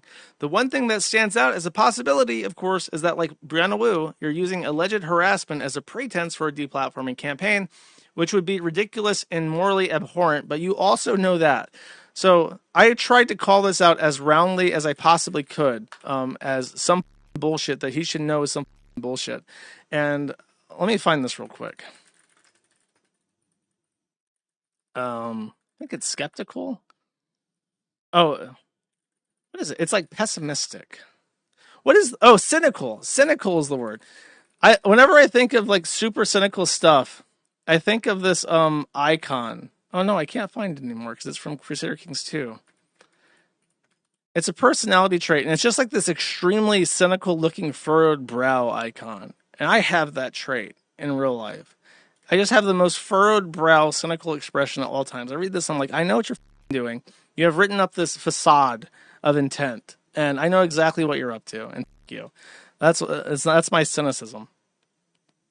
So then the second, I didn't know this would be a long conversation, so I just recapped this. Number one, I want to capture that he responded to the one thing that stands out as a possibility, of course, is that, like Brianna Wu, you're using harassment as a pretense for a deplatforming campaign.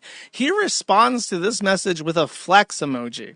And when I received this in real time, I was very confused to if this was him agreeing with me and him being like, yeah, I'm flexing my connections, or was he like drunk? And did he like accidentally fat thumb a reaction to this message? But then he replies, it sucks because I like Andy, I guess, which, as we've established, is bullshit. You're right, I should ignore her. Problem solved, right? Josh, heroically, through the powers of cynicism, have called out this bullshit and set the course straight. And in particular, I just want to clarify, because I saw some comments saying that I was too nice to Hambly and I shouldn't try to help him. I want to clarify my position. First of all, my initial concern was actually to prevent PPP from having problems. I wanted to dissuade him from going down this route because I didn't want people to have to deal with this bullshit. It's 2026. We shouldn't have to be worrying about deplatforming. So that was my first concern. I was like, maybe I can just tell him to knock the off and he'll take the high road, as he should probably do. And that would solve the issue.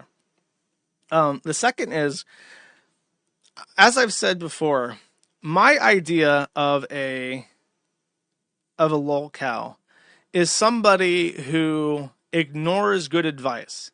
And therefore, I have no issues giving good advice to basically anyone who asks me for advice. I'll try to give the best advice I can possibly give to basically anyone who asks me for it and solicits my input.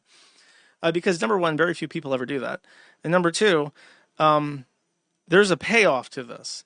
If they choose to ignore it, and I actually tried to help them, I feel like that's funnier.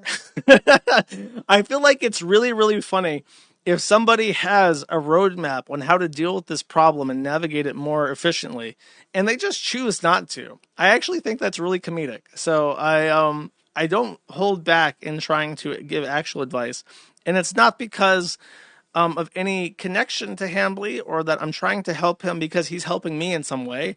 It's more that this is the setup to a joke, and the joke will be when he up everything, and you can look back at my messages and see that I was right. That's my internal narrative structure, and it's not as a humanitarian as you might be led to believe if you're cynical about my intentions. So immediately after, and this was 11 minutes. So I finally looked at my phone and I saw he had responded to this 11 minutes ago, and I screen captured. I thought, that's it. Bring. I got another message. I have tried to reason with them. Now I have no choice but to take everything I have. I hate that because I like Andy. Let me actually make sure that this is in the right order, because I'm a little bit skeptical, because there's no way that's what he sent immediately after that message.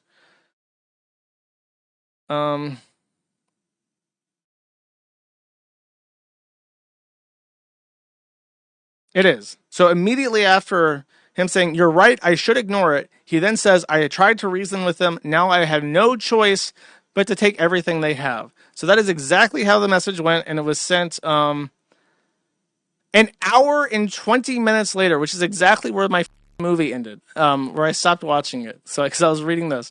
So an hour and a half later, he responds at almost 9 p.m. Eastern time, saying, "I tried to reason with them, and now I hate that because I like Andy." So let me go back to the messages and start from there. If I can find them again. Okay. So this is my response. I said, "Nobody can stop you from trying, but the road of lawfare and deplatforming is extremely high risk.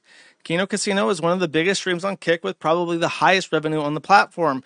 They also do paint by numbers pretty well and don't really do anything too offensive by today's standards. Their fans are also dedicated. So point by point, they have a great standing on Kino Casino and on YouTube for that matter.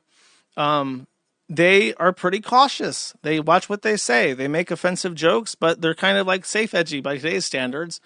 And then their fans are dedicated. So if they got banned off of Kick, obviously their fans would move. Not all of them, but enough of them where they wouldn't really have to worry about their income being affected too much. They have other options. They would go on Rumble, they said. And Rumble obviously works for my purposes.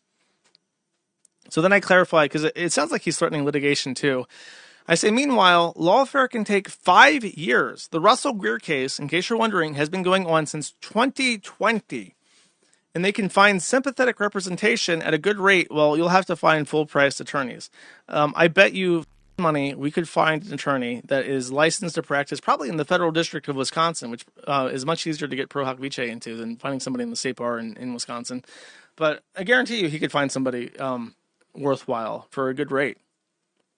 And then he says, "Yeah, man, I get it. I don't blame you at all." Weird casing because he's drunk. Kick CEO already added me back, so we'll see. I never cared about them memeing on me at all. And I get people's, which I don't think he does. But, yeah, he's braggadocious. The Evil Eddie already added him on Twitter to hear that lucrative deal that might require some sacrifice. You gotta cut the, what is it? You have to sacrifice the chaff to save the wheat, buddy. You gotta make a little correction, a little circumcision of the Kino Casino, to get his love.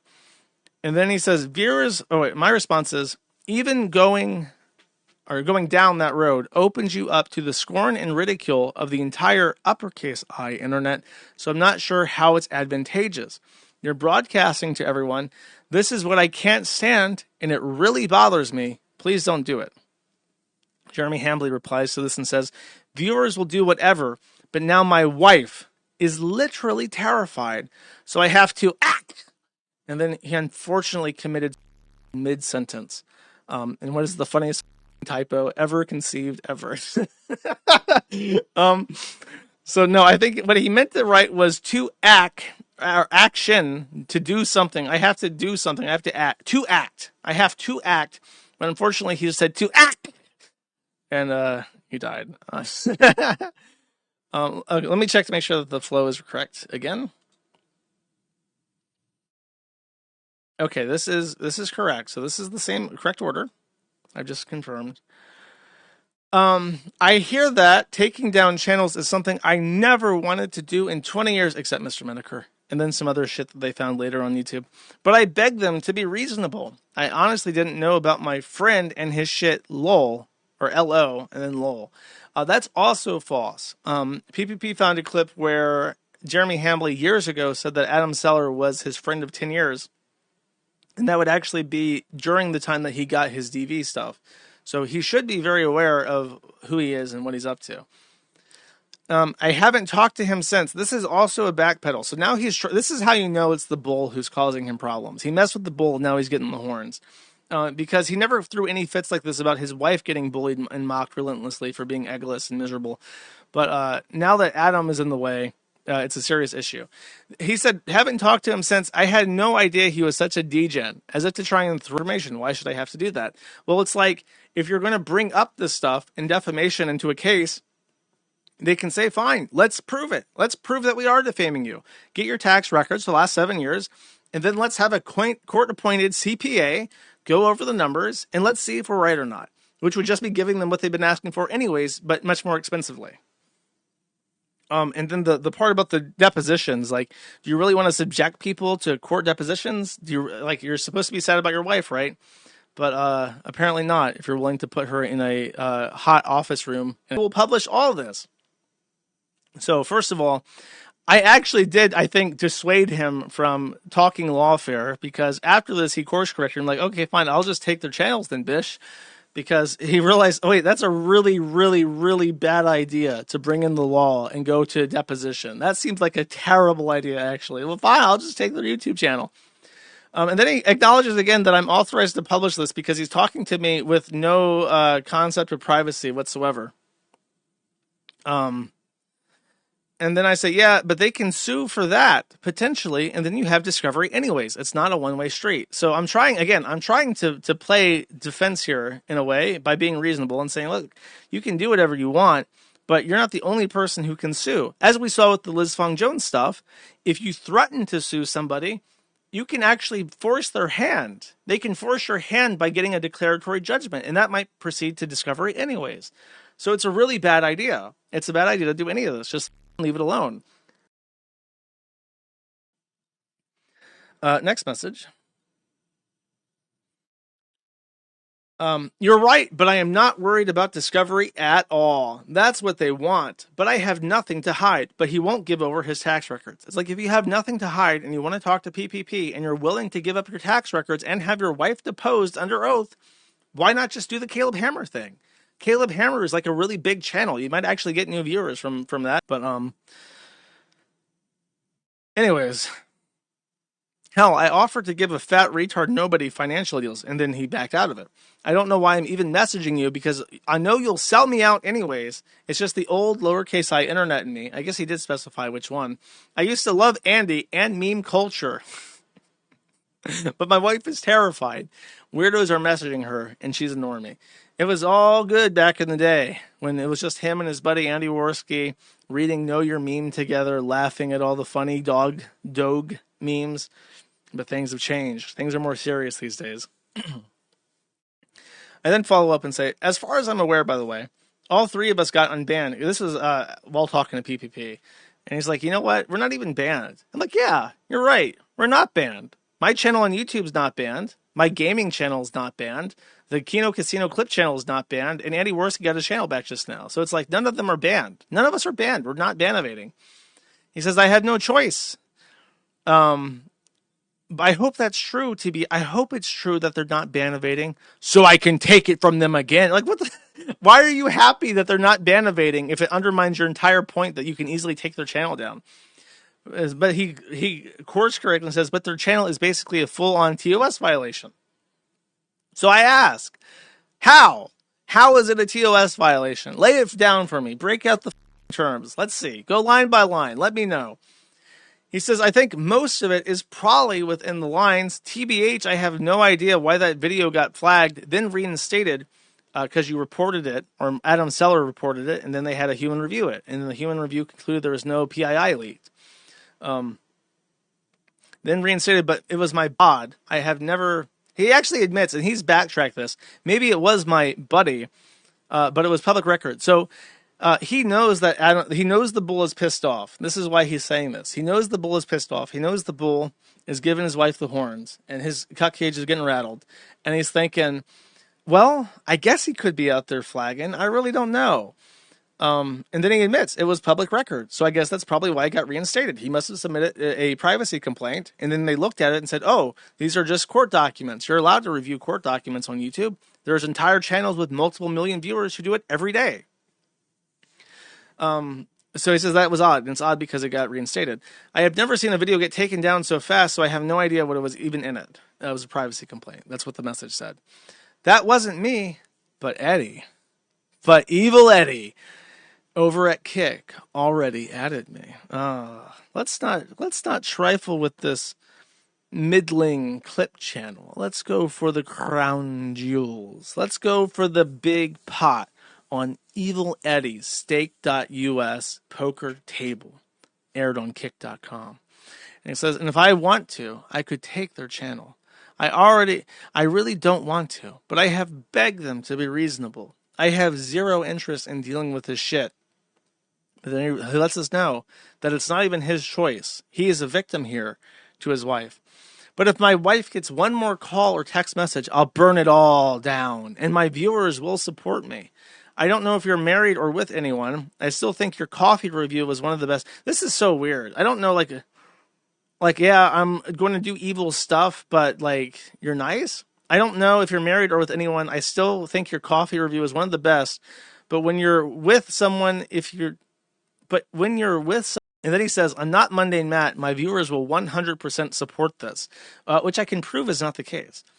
And then he says, I stand by supporting your site's legal battle. Either way, Josh. So this is the fourth time that he's indicated to me that he intends to support the forum in some way. If you've ever given me a hell yeah, I think it's hell yeah, that's like 1 penny. If you've given me a single kick for one hell yeah on Kick, you have supported me more financially than Hambly ever has and probably ever will. So there it is. Thraxican for 1 penny sends a hell yeah. Sneedberg for 1 penny. Swamp Hermit and Punish Surf and other. Oh my God, the pennies are just flowing in, chat. All of these people have financially supported my legal battles more than Jeremy Hambly. Thank you, everybody, for your hell yes. See, on PPP's channel, they get to shout out the $5 subs. I shout out the 1 penny hell yes. That's how this works. That's why I'm in financial straits. Help! My finances are under attack from the radical IRS. Anyways. Okay, so my reply to this, trying again to bring people down to reality, I say, okay, so there are people out there who don't like PPP. Believe it or not, I've met them. They really hate them. And if you say stuff like, my wife is getting angry messages, so I'm going to attack PPP, you're basically telegraphing to these people that they should with your wife because it might cause problems for two people they don't like at the same time. So if you're one of these guys who doesn't give a shit about Jeremy Hambly, but spams the out of the Kino Casino thread with the same bullshit over and over again in full caps, red lettering, size 7, you might think this like, hey, maybe I should message the bull on a burner number and call him a cuckold. Maybe that will piss him off, and maybe that'll cause problems for Jeremy, Hambly, and PPP. Yeah, like that's, and there are people, like, I don't know, should I even say this? When Kino Casino was young, it was not just Andy Worski and PPP. And my understanding, based off what I've seen, is that some of those people left behind are very angry at PPP to this day. So those people are what I'm referring to with this. Like, yeah, he's got dedicated A-logs. Everybody on the internet does. And you're basically giving them an instruction book on how to with you at your own disadvantage to with PPP. And it's like, you're a retard. You're a retard is what I'm trying to say in so many words. So Hambly responds and says, you're right, but I'm not worried about discovery. Oh, wait, no. This is another one at the bottom. Oh, I have one more message. That's why it's generally recommended you don't say stuff like that on the internet in public. Because, again, you're giving instruction manuals to people who don't like you and how to fuck with you. Josh, and this is the weirdest, honestly, this right here is the weirdest message of the entire conversation and the one that really gives me the Nick Rekieta vibes. Because look what he's asking me here. He says, Josh, can we agree? Now, I think that I'll give both the interpretations when I read it. Josh, can we agree? I can take their kick in YouTube right. If I actually wanted to, they would be deplatformed outside of DLive in a week. I don't want that. I just want them to leave my family alone. I don't care how many Jeremy is a cuck videos they put out. So there are two interpretations of this. One I think is more credible than the other. The first is that he's asking me for direct permission to take kick in YouTube, which I don't think he is, unless it's actually roundabout to the other interpretation. He's asking, do I acknowledge his power? That was my interpretation, and that is honestly one of the weirdest things I've ever been asked. Like, I've seen a lot of weird shit, but someone directly asking me if I acknowledge their power to deplatform kicking YouTube channels is honestly one of the weirdest things anybody's ever asked me. Because it's like, are you asking me to validate your ego? Your sense of power and authority? Do you want me to acknowledge that you're a king? Like, what are you asking me here? And then the other interpretation that he's asking for permission could be roundabout. Like, he's asking me to acknowledge his power, and in doing so, I'm granting like royal assent for him to go out and prove it or something. Like, or maybe that's it. Maybe he's daring me to ask him, I don't believe that shit for brains. You go out there and prove it right now. I want to see both those channels flagged down post haste. Like, is that what he's expecting me to do in response? I honestly don't. I honestly speaking, had not a clue what the intent of this message is or how he expected I would react and for what purpose he sent it. I have no clue. So he sends me this message, and then he follows this up. And this is one of the things that I left on red for about 10 minutes while I was watching my show. He says, like, there's a delay there. Let me go check the time between. He sends me this message. I left him on unread, and then he follows up the other messages. You can tell because there's a gap there. Let me check how long I made him wait before he got nervous and had to like follow that up with a thing.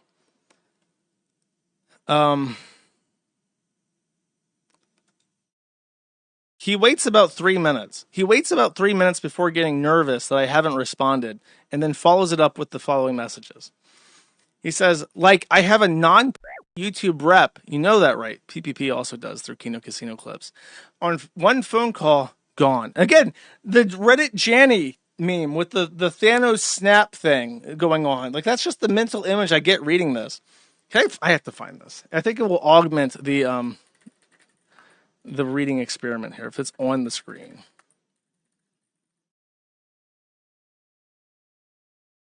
I'm not gonna be able to find it.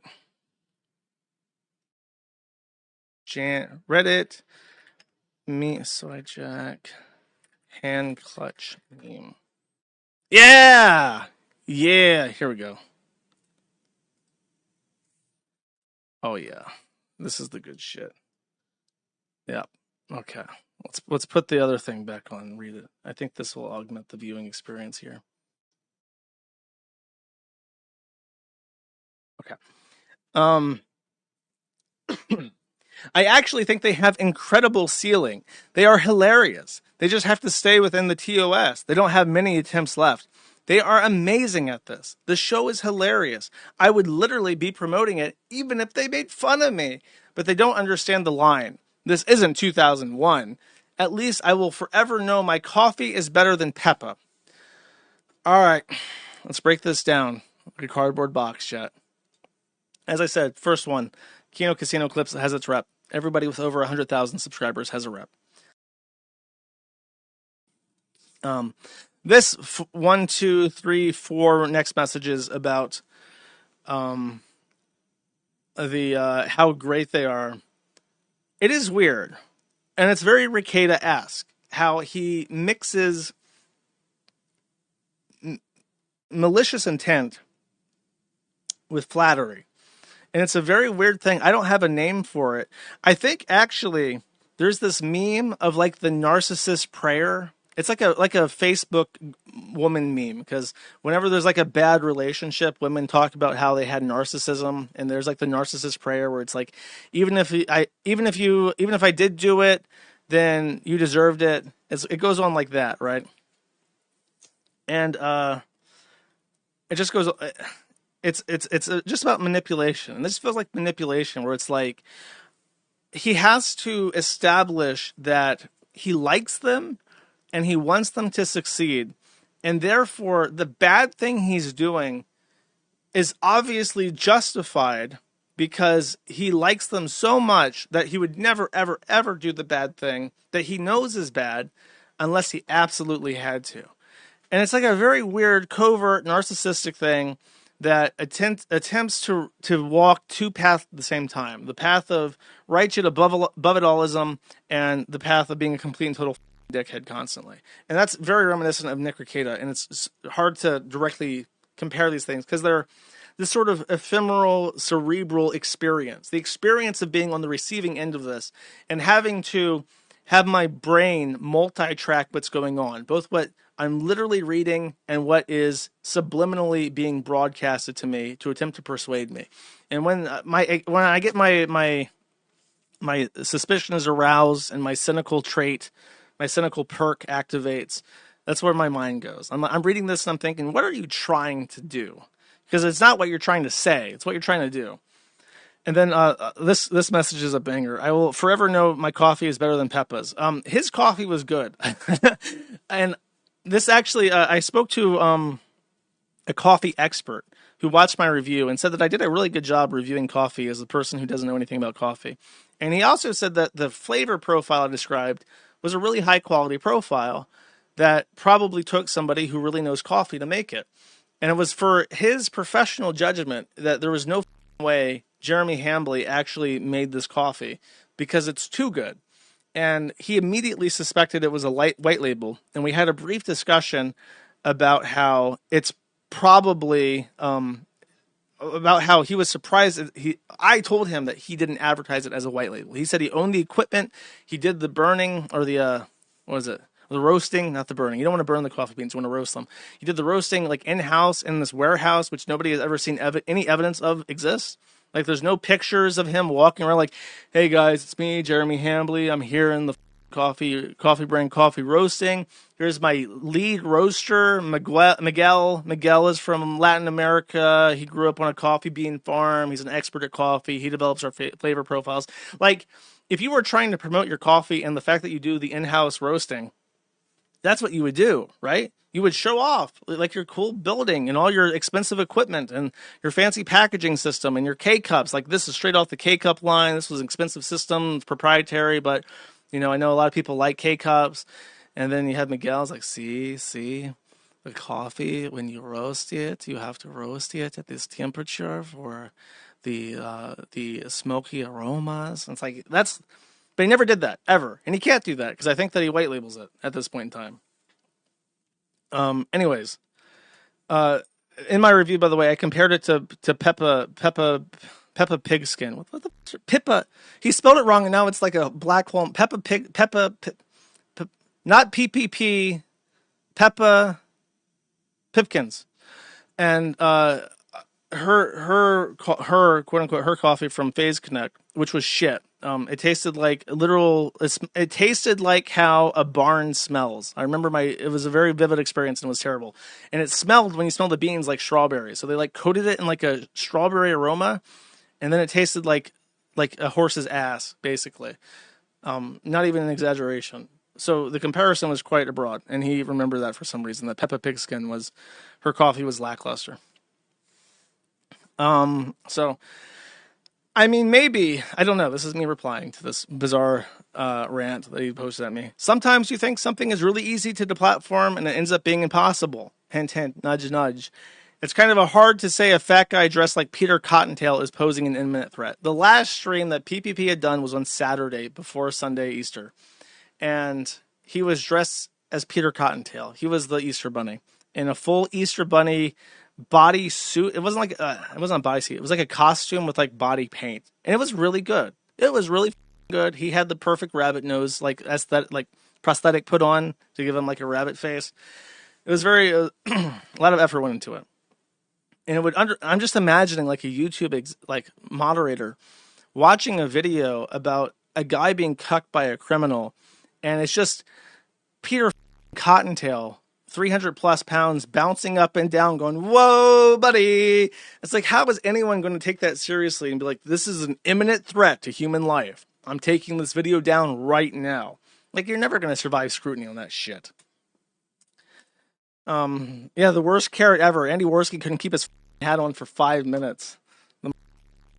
Ruining PPP, especially in comparison. PPP, full body paint, full costume. Peter Cottontail mogged the Andy Carrot, who couldn't even keep the hat on. So, and then he says, lol, yeah, that's true. Even acknowledging that it's going to be an uphill battle, and you probably won't even get the results that he wants, because PPP is Peter Cottontail Max. Next. This is another addendum at the end. So after a couple minutes, again, I left him on red. It's like, I see the message, like, okay, he acknowledges it. We're done, right? That's the end of the conversation. You acknowledge my points. You understand the wisdom of my message. I have nothing more to say. This concludes our business. I want to see what happens to this guy who works at the wood processing plant and recycling paper. He says, but like, I don't want to deplatform them. I want to promote them. I want to put you in the middle, so I'll leave this here.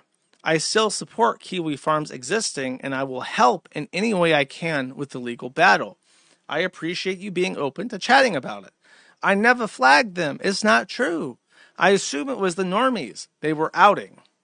I assume it was my bull who flagged down your video, Sar. I've been around long enough to know flagging shit is a death sentence. Yeah. Rightfully so. And then I back this up. He's going in the direction that I prefer. He's acknowledging these points, and he's potentially avoiding a problematic situation that I don't wish for. So I try to agree with him. Like, good point. I say, yeah, I know. Nobody likes a Randall. Though I still don't think they cross any red line in modern era Kick or even YouTube. So just cementing. Let's nail this coffin shut, right? It's dead. Let's nail it shut. Make sure it doesn't rise from the grave. Even if you wanted to, you couldn't. So don't even try. I'm just curious, why this now? Now, at this point, I'm asking him a follow-up question. I'm asking him a follow-up question because at this point in time, I am angry. I'm angry that I've been put in the middle of this, and I'm angry that this guy is considering legal avenues to with people on the internet for no reason, because nobody deserves that. It's such bullshit. It lasts forever. It's just a huge pain in the ass. And it's very mentally taxing, even if you're on top of shit.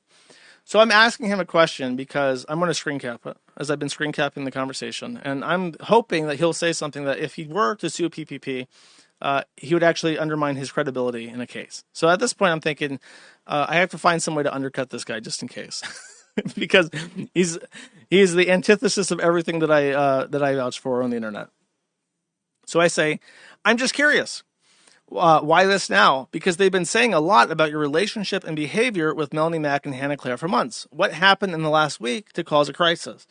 which not only serves that purpose I mentioned of trying to find evidence, but also it is curious. Like, they've been making fun of Hannah Claire and Melony Mac, Melonless Mac, and hashtag free Hannah Claire for months.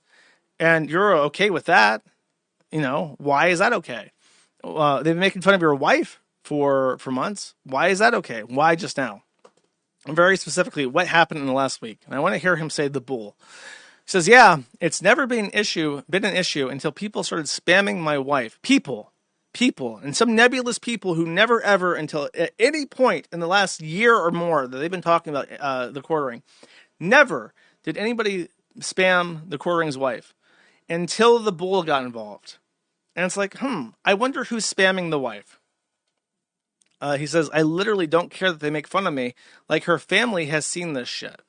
So I don't know. Maybe that's true. Maybe someone has sent the bull over to her family. Or maybe they did send it over to the family. And now her family's like, Heather, I've heard that your husband's making you other men, Heather. Is that true? I'm worried about you.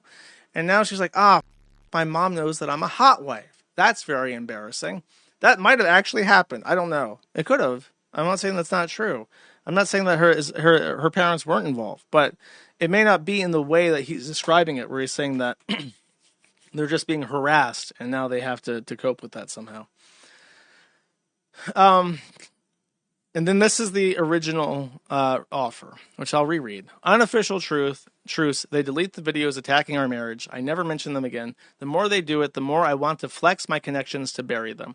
This is a one-time offer. They can meme on anyone else they want.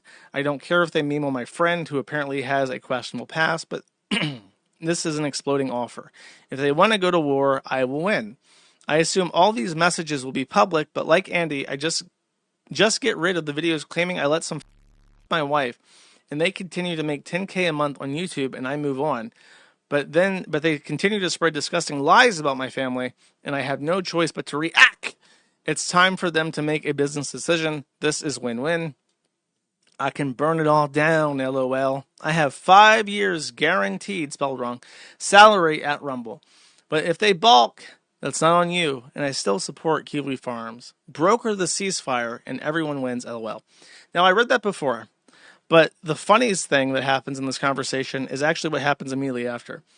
Broker, this is, by the way, he waited like another 4 minutes after this one to add this information to make himself look better. And then he waited another 6 minutes before sending this. Broker the ceasefire and everyone wins. I then respond and say, a ball from the net, then the porpoises can't make any more episodes. Okay? If I'm not allowed to talk about one thing, I'm basically setting up a system where I can't talk about anything. So nobody would take that the manatees, sorry, not the porpoises. Nobody would take that offer. And then he says, yay, hey, that's cool. It's not your job to broker it. And that's the funniest thing. Broker the ceasefire, and then it's not your job to broker it. Well, is it my job or not? Am I deputized to do this or not? It's like he forgot what he said just 7 minutes ago. Hey, that's cool. It's not your job to broker it. Any retard who has been as banned as much as both of them had would, if they're smart. But none of this reflects on you. It's all good. I wish you the best. Again, doing the multi-track drifting where it's like, yeah, I'm simultaneously the nicest guy you'll ever meet and the twisted psychopath. I then follow this up because I think the conversation's rounding down now, so I sent a full screenshot. I'm just saying, I've received offers like this, and my answer has always been no. I don't like it when people try to dictate what I or my forum can and cannot say. I will let him know, though. And then he follows this up by saying, yeah, I get it. I know we have our differences, and this is all outside of that. I wish you the best and support Kiwifarms either way. Tomorrow at noon, I am going public on everything. But not this conversation, even though he said it was going to be public for some reason. And then he sent another follow-up message. So this is, let me find the timestamps again. Hold up.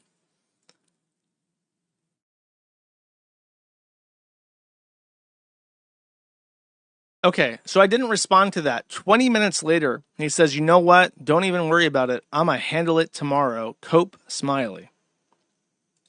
So he waited 20 minutes for that before PPP, I think, tweeted out the DM of the offer.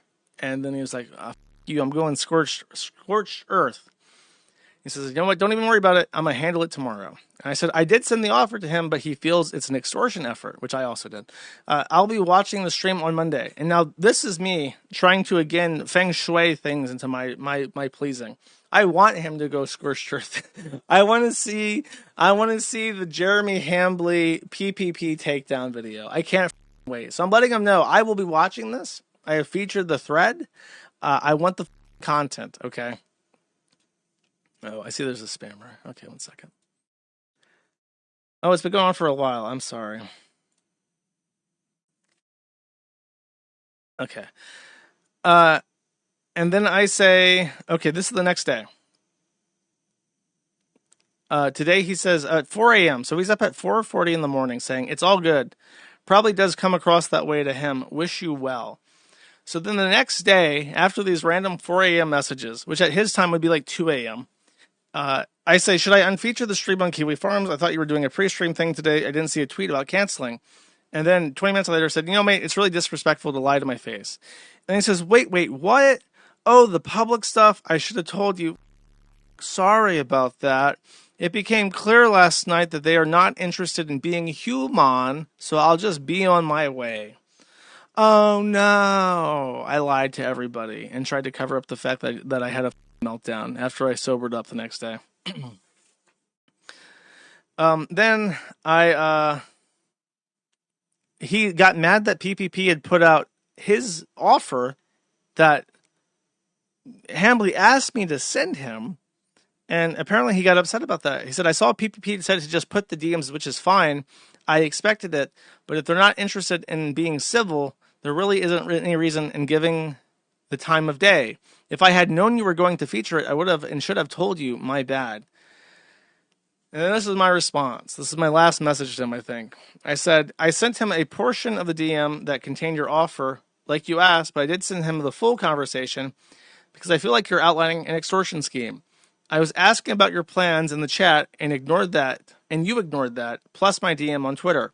I saw on your stream you had no unread messages, so I know you saw it. You just thought you'd let me advertise your stream for you to talk about Iran half-heartedly. I don't appreciate that.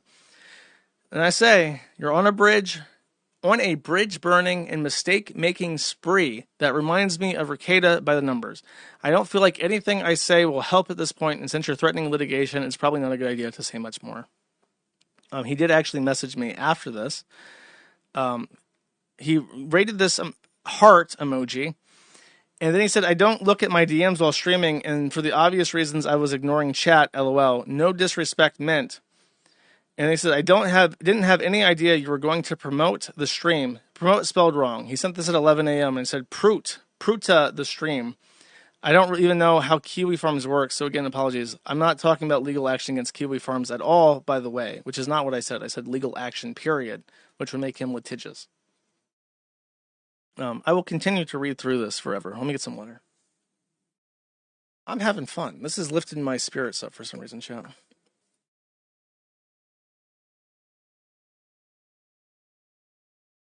Okay. So, as mentioned, our boy Hambly got a lot of shit. PPP says that they received dozens of messages from concerned content creators, people who know Hambly, who took their side over his, and it was looking really good for them and really bad for the quartering. So on April 9th, which was yesterday, so on Thursday, after a second consecutive stream making fun of Hambly, he posted this apology. And I will read the apology now. He says, the final time I will address this controversy, in quotes. There have been some by the way, just right off the bat, let me tell you this. If you are an internet person, do not ever enter into the record that anything is going to be the final anything.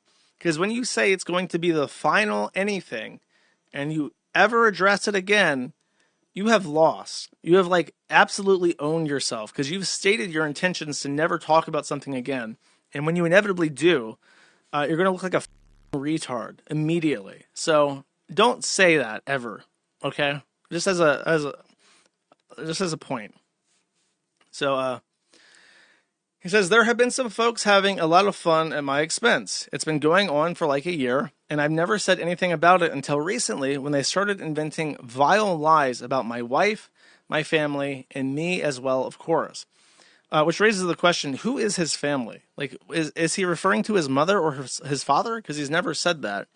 And he owns 6 German Shepherds, I'm pretty sure. So I guess there's vile lies about the German Shepherds that constitute his family. He continues. Paragraph 3. Thing I forget is, this is the internet. Which one? Can't spend all day responding to every new insane claim. That's what they want. I've been doing this long enough to know better. I should never have even implied anything about taking their channel down. That's not okay. It's cringe. It's bad. It was me getting emotional. I guess it's harder to brush things off now that I'm in my mid-40s. That's actually the exact opposite of what it should be. You should be much more capable of handling situations adult-like as an adult. It's more reasonable when a fresh-faced young content creator who has like their Minecraft YouTube channel get 1 million subscribers, and then they step in the shit because they're young and stupid, right? At 40, having done this for half your life now, it should be obvious to you what the correct and incorrect courses of actions are with stuff like this. Oh yeah, and implied anything. Yeah, he's implying that he was going to take their channel down. Not that he was... I'll get into it. I wrote a response to this. Plain and simple, I got triggered when they moved on to insulting my wife, my marriage, and my family. They state as fact some of the most vile and untrue shit imaginable, all in an attempt to get my attention, and I made the internet, which one's cardinal sin of getting emotional. It's a no-win situation. They make up insane shit like my friend of 10 years is having sex with my wife. So friend of 10 years on the record, which would encapsulate the time that he got criminal charges, I'm pretty sure. Or come very close to it. And I just have to sit there and let it become more. He just has to sit there and take it. Let it fill up my comment section in live stream chat, because if I address it, they'll just make something else more insane up. Which is not true, theoretically. I guess if you had the evidence to dispel certain things, you could do that, but he's never bothered. I have been way too open on the lowercase I internet, which one, most everything they are memeing on is shit I've openly shared, like shitting my pants at Walmart, etc., LOL, and that's all fine. It's just the insane lies that I thought might end at some point. Sadly, they just keep ratcheting them up, and now I have to respond poorly. That I have responded poorly. More folks are getting involved and cementing this garbage as fact. I have done some cringe stuff worth making fun of, and I hope they make a lot of money doing it. Bro, it's like he's channeling. It's like it's like Ricada ghost writ this. Like, don't worry, bro. I'm an expert. I'm a lawyer. Let me put my legal mindset to your apology here and write this for you. $1 million, in fact. That's right.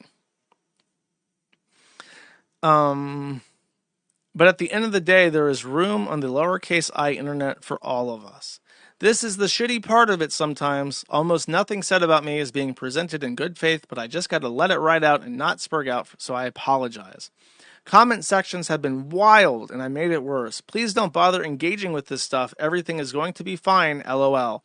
I apologize for my part in making it worse for people that just want to watch the show, LOL. They will see this post as yet another epic win in their twisted fantasies. But this post is for people who actually watch the show, not for them. Cope Smiley. I am a human. Ricada also does the Cope Smiley, but I already said that in my message. I am human, and sorry to say, a pretty boring one. Well, come on now. Nobody's debating that. Despite what you see or hear on the lowercase I internet, which one? Cope Smiley. He then says, sorry to report, I do not in fact have a Jewish bull. My female coworkers love working together and we are all friends. I do not have any prior or current employees under NDA. Just about everything you see or hear just isn't true or it's purposely warped, LOL. Now, Shuan Head is one of the many people who took the side against Hambly in the cuck wars with PPP and the quartering. And she says this. Threatening to deplatform a channel is like threatening to use a nuke in the world of the lowercase I internet, which one? But I guess she didn't capitalize anything in this, so it gets a pass. Capitalizing the bro code. Every public figure is mocked and their personal lives gossiped about. I learn new lore about myself every day, but never threaten to destroy those people's lives. You need to apologize to the casino boys directly and continue making content your fans want to see. Very reasonable and concise message from Shoe on Head, who, for the most part, has avoided complicating any of the drama in her life as well.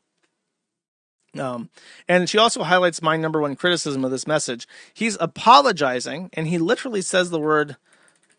I can't... Oh, fuck me. I tried to search for something that took me over.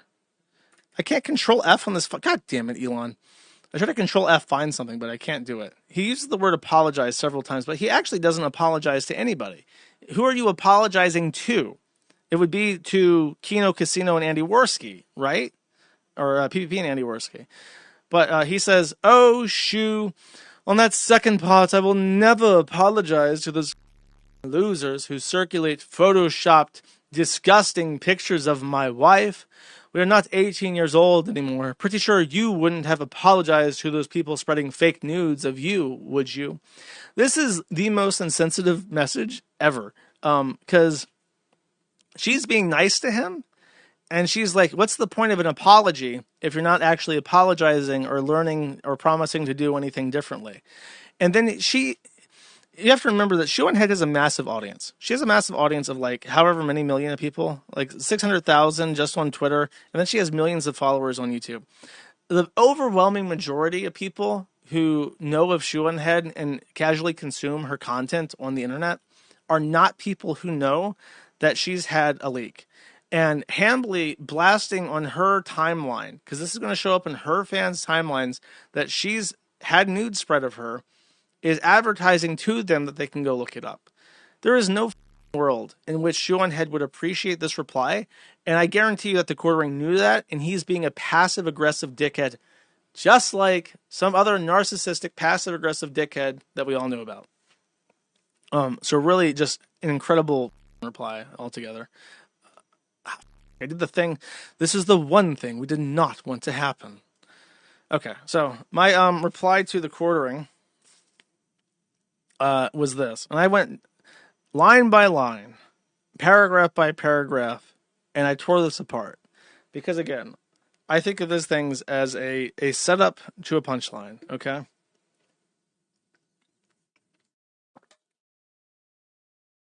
This is my response. It's like you're taking all lessons learned watching internet personalities implode and then reenacting them. You've crafted this message to own up without actually having to tell your audience what you did and to who. For educational purposes, let's go point by point. 1. Who is this for? Who are some folks? It should be for Power of the Truth, PPP, and Andy Worski, but you don't mention them once. The first requirement of an apology is addressing the people who you have wronged. People are taught this as toddlers. I remember when I was a kid, I stole bubble gum. My mom made me walk back into the convenience store and place the bubble gum on the counter in front of the teller. That is an important part of internalizing wrongdoing, is to acknowledge who was stolen from and to right the wrong, right? That's how you do it. 2. The second component of an apology is identifying what you are apologizing for. You did not say that you take their channel down, which someone in chat corrected me. He doesn't actually say that he said he take their channel down. He said that he implied he would take their channel down. So he didn't threaten. He didn't say that he would. He implied that he would. But the reality is 1,000 times worse, because he didn't just say that. He didn't just imply that. He directly threatened in multiple places, both in public and in private, that he was going to go scorched earth and take everything they have. Never mind their YouTube channel. He threatened, if certain conditions were not met, that he was going to take everything that they have. 3. The third component is actually taking responsibility for it, unconditionally. The first 9 paragraphs preceding the apology, before the words "I apologize" show up, there are 9 paragraphs of context that he puts in front of his actual apology, which is the number one sign of a deceitful, half-assed apology. If you have to contextualize your apology, then you're not apologizing for it. He says, or I say, if you feel so justified in going scorched earth and taking everything they have, do not bother apologizing. I apologized to Turkey Tom recently, and the very first thing that I said is, I am sorry, and I did something wrong. There was no context after that. I did explain some of my rationale after the fact, but you have to put that up front. If it's not up front, it's not a real apology. Take notes if you're an internet celebrity. The apology has to actually go in front.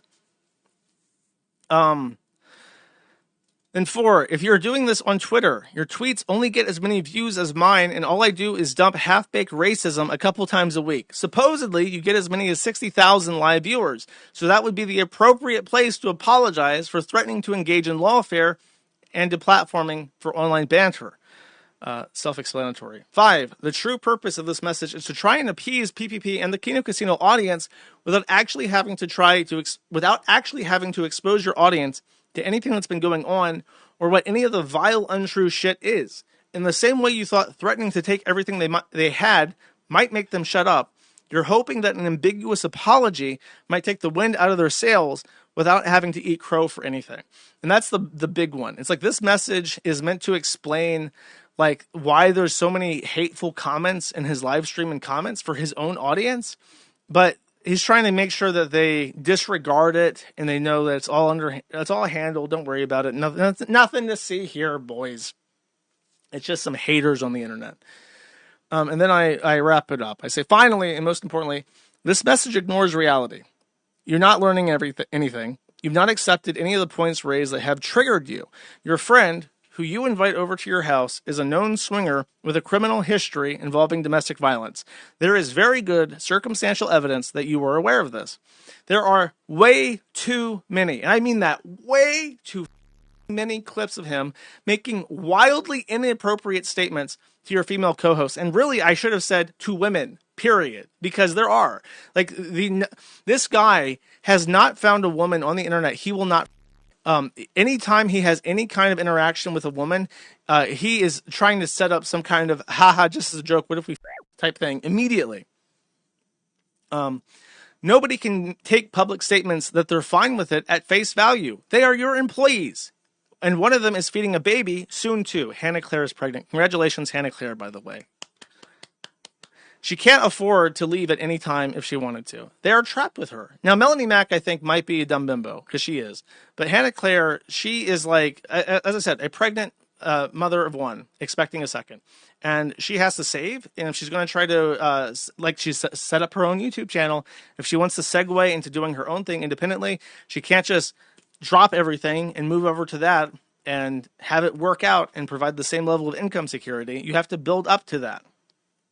So, it's a scary place to be when you have a guy who's trying to like you and harass you on streams and make inappropriate comments to you, even though he's married, even though you're married, even though you've got a kid, even though you're pregnant, and that doesn't stop him because there's another video of him being weird towards a pregnant woman. So it's like, it's super awkward, and she just has to put up with it if she wants the money. And she might say, I'm fine with it, but you can't trust her because she has to say that she's fine with it. And then this in particular, you also say, quote, my female coworkers love working together and we're friends, end quote. But we know for a fact that is not true. Former co-host and co-founder of the Publica said what harassment she was subjected to. Despite your claims, she does appear to be subject to an NDA.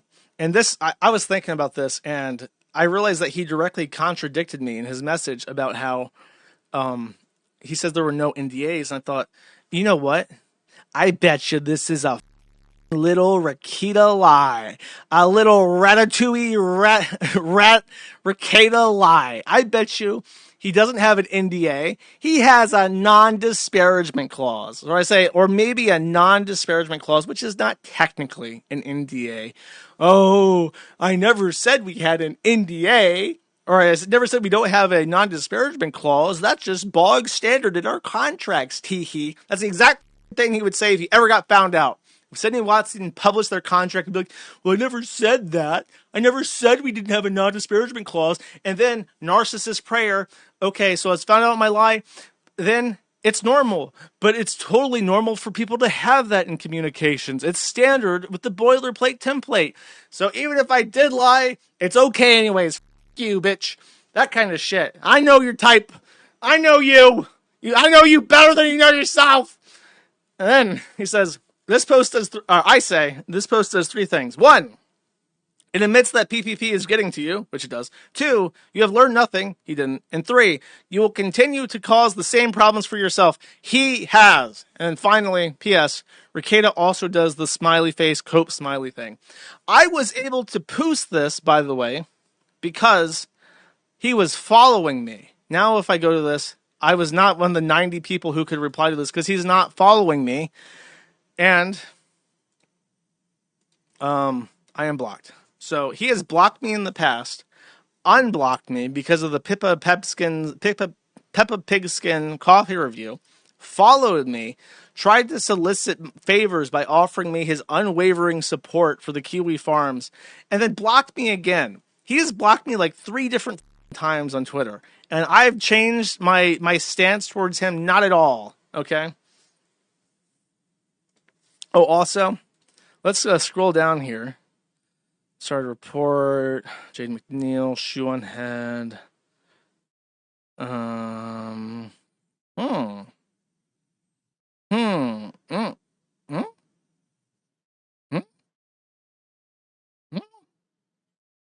He hid it. He hid it. He hid my message, which laid out in plain English how he was everything up. That's the thanks I got. He blocked me and hid my post. Unforgivable. Okay. But he didn't bother to block and hide Shoe's post. He just dropped that she had nudes, by the way, for anyone interested. Very nice. Very cool. So then he's coping after this, I'm totally done thing. He posted a picture of the beach. Shame influencers, it's the only way. He says, this is the way. No sense of shame or self-awareness whatsoever. Yeah, shame influencers except me, because then it's attacking my family and causing my wife emotional duress. PPP says, any shame on this about this statement where you invite your bull and his big-tittied wife into your hot tub? You humiliate your own wife constantly, not me. Shame on you, Jer. Shame. And I think this is here we go. Let me tell you this about Venti. Venti. As much as the host do either. I would give everything I had to have babies with that girl. Even though all my kids look like sharks, I'm in. So tell me about the other 2 types of. Does your wife know? Does your wife know the coordinating we want to have with? Oh yeah, I'm very, very open about it. She's cool with it. Okay. So the other 3 types actually. So the awkward laugh V does after that is V, the Romanian gimp-fed or milk-fed gimp, the gypsy himself, awkwardly laughed because he was made uncomfortable by quartering. Now, I'm sure, in my opinion, I think they have an open marriage. So I'm sure she is okay, because at this point, she's just given up. But honestly, let's just hear it again, one more time. Let me tell you this about Venti. As much as the host do either. I would give everything I had to have babies with that girl. He would give everything he has, all of his Funko Pops, his 6 German Shepherds, his mansion, his wife, her private jet, his Rumble channel, to impregnate Brittany Venti. Even though all my kids look like sharks? Even though he thinks she's ugly. So if I was Brittany Venti, I would be utterly mortified by this comment. And honestly, I would feel threatened by it. Because you know what? If he's not attracted to her and he's willing to give everything that he has to impregnate her, that sounds like he hates her and has fantasies about raping and impregnating her because he's not attracted to her. He doesn't like her. And that's why even the milk-fed gimp himself, V, could not sit there straight face. He had to laugh to relieve tension because it was so weird. And then he made this message saying, I am acting a little female-coded lately in response to Brittany Venti, because after deciding I was no longer an adequate therapist, he then went to the only other person on planet Earth with eyes as wide set as mine. Maybe it like hypnotizes him or something, and decided to chat up Venti and get her therapy for free. So Brittany replies and says, Jeremy, I don't want your ham babies. Very good reply. I told him very clearly I was not interested in messaging him privately, considering how he denied reality and twisted things with Josh Moon. He proceeds to privately message me anyways. Why he could have tweeted. I don't want him to have an opportunity to twist things. And I think this is a conversation excerpt from Brittany Venti. Oh, okay, I know what this is. So I just want to be able to say I did everything I could for finding a good husband. So Hambly posted this to try and epically own Brittany Venti. Brittany Venti, if you don't know, is 29 years old, which is important because it's something that Hambly says here in a second. But she's lamenting that she can't find a trad husband, which, if you really think about it, it's dire out there for the dating market. Imagine trying to find a man in current year who is not a addicted, gooning piece of shit like Jeremy Hambly. You're going to be hard pressed, especially as like an internet person. Okay. So she's lamenting this fact to Hambly, which she probably shouldn't be doing because Hambly has stated on record that he intends to impregnate her regardless of what it costs him personally. And he says this, well, at least be open to coming back someday. And if you ever need anything blank, he then messages her again for no reason the next day saying anything I can do to help. I guess trying to imply that maybe I can be your husband, Brittany Venti. Brittany Venti, picking up on what he's putting down, says, at the moment, no, thank you for asking. And then he says, a year later, I have always tried to defend you, which is, I hate to keep invoking the snake's name, man, but he keeps doing it. I have always tried to defend you. So she owes him, basically. She owes him the ham babies. She owes him the litter of ham pups, okay? I have no idea where this baby in the belly thing is. If it was a cringe joke, I apologize. I have no idea why you would turn so hard here. You can make whatever content you want. Jeremy, let me explain this. I don't know if you'll ever hear this, but let me just say, here's what's happening. There's blood in the water, and everyone who you've ever made a creepy, weird, unsolicited, sexually charged remark to is just waiting for the day to stab you in the back. When it rains, it pours, and it's pouring pretty hard right now. And you have Sydney Watson, you have Brittany Venti, you have her best friend, you have Hannah Claire, you have Melony Mac. You have like an entire auditorium of women that you've made weird passes at that are just going to dump their shit on you as soon as it's a benefit to them. That's how it goes. Brittany Venti and Kick Chat. Hello, Brittany Venti. Anyways, I am not sure why you would turn so hard here. You can make whatever content you want. It's like whatever, but you know this shit is all bullshit. And if anyone knows what it's like to have fake shit spread about them, you do. Again, I have no idea about the baby in the belly stuff. Whatever it is was. If it offended you, I would. Which I assume is this clip. Does he say that? That girl. Even though all my kids, I would give everything I had to have babies with that girl. Is there another comment that he made that's like weird and charged? Let me put my thing on my other screen so I can see the chat better. Oh, I didn't close it. I thought I closed it. I almost panicked. Okay.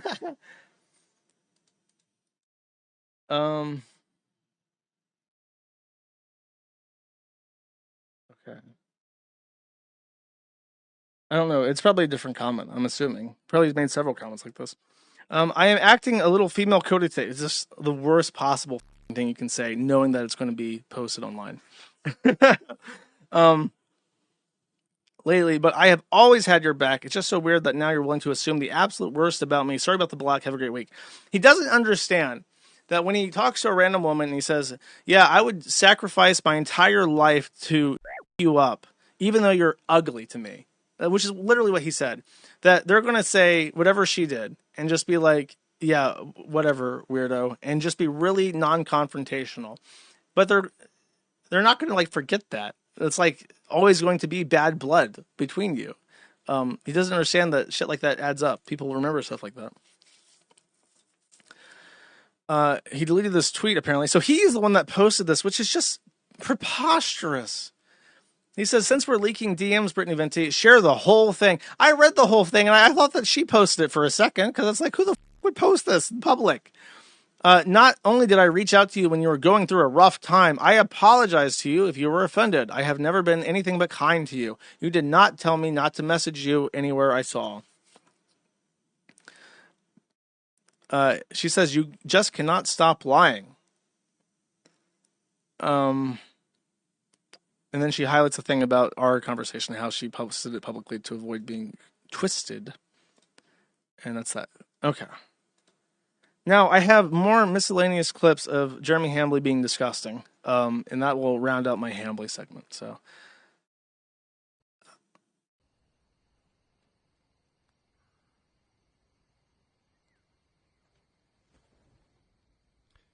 Brittany Venti has said on a live stream a little bit ago that let me cut the gain up for everybody. a live stream a little bit ago that women have come into her DM saying that you're a creep. Any comments? Oh, I think she should release it. I think she should release them. Look at him seething. Look at him seething. Furious. Furious with this. Brittany, release them. Release all the women who have come into your DM saying I'm creepy. Release it. Do it. Do it. I mean, nothing more powerful than a clean conscience, boys. Implying that his conscience is laden with filth and regret. It's grimy. His conscience isn't clean. He's filled with remorse. He regrets his actions. He should stop drinking.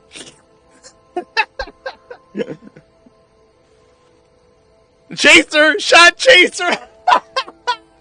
Buddy! It's like an Ethan Ralph Nick Rekieta situation. It's finally we have what we've all been waiting for. Ethan Rekieta in the flesh. Brittany, release them. Put them out there.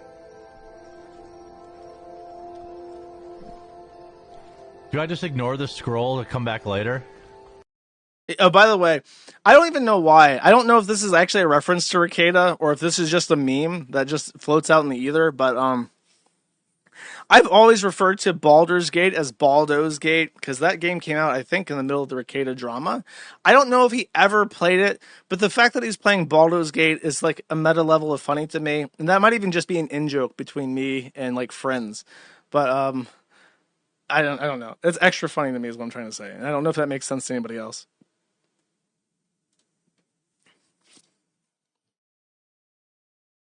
Two more.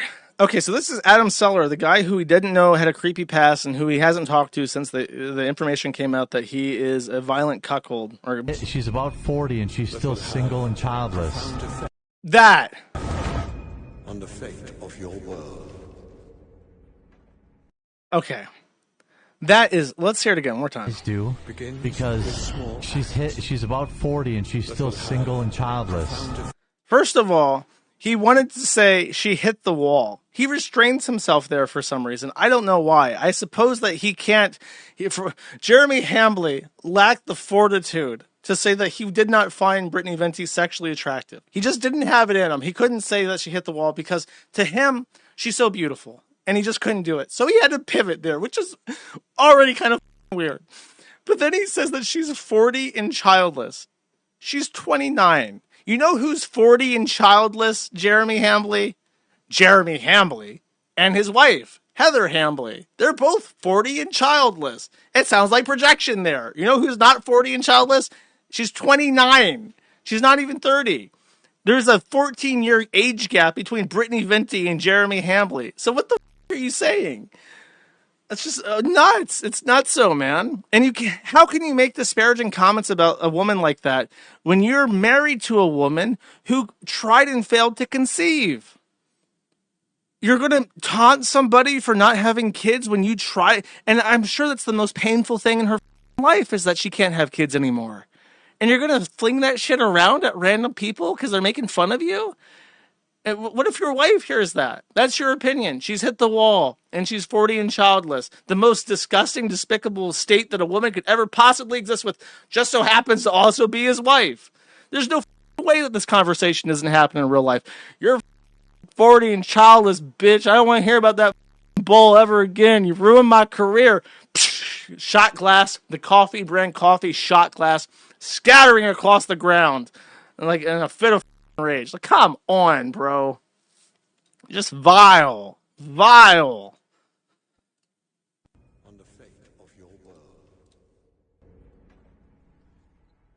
Maybe she'll marry you. If you just spam my chat hard enough, maybe, just maybe, you can be the one to clean the cat's litter boxes in her house. Is it your birthday tomorrow? No, Sunday. How big are Adam's wife's tits for real? Oh, they're gigantic, bro. Confusing thing of the entire debacle. Melony Mac says this: the quartering is the realest friend I've ever made in this space. It's no coincidence that after he gave his life to Christ, the attacks and lies on him have increased rapidly. Satan, the accuser, is working through some filthy roaches. You bitch. Like, what the...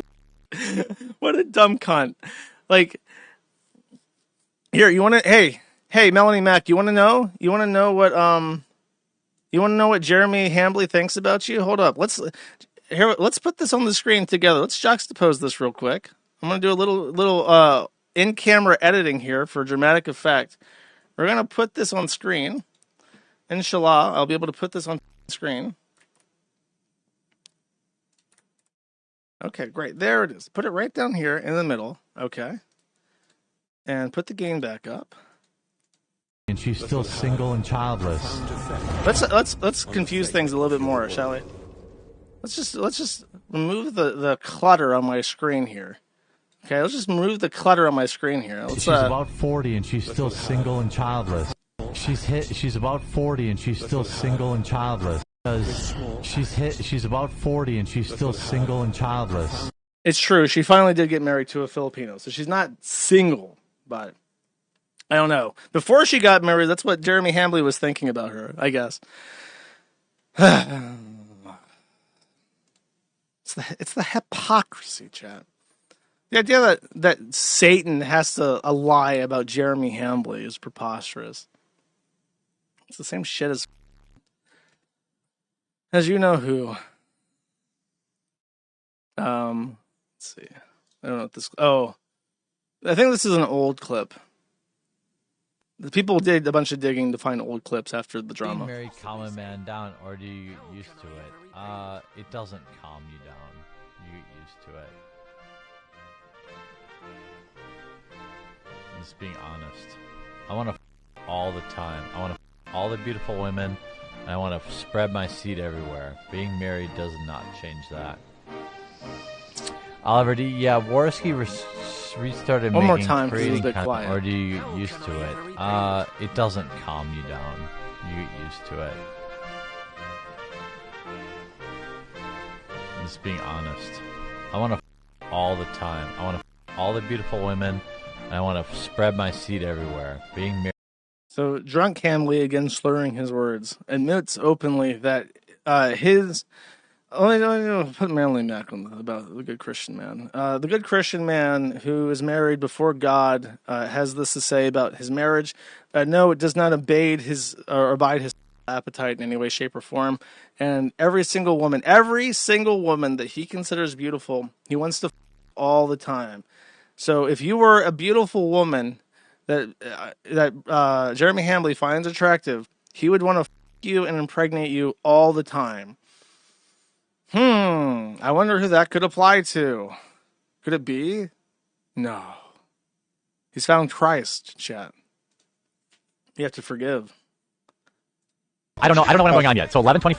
Ooh, you guys are so lucky I turned the gain off as a precaution before playing. You guys are lucky. 5. It's Jacqueline Glenn, who I will definitely get a picture of in bed with me. David Smalley, Creationist Cat. Oh, Karen Meyer's a training too. Creationist Cat. Mm-hmm.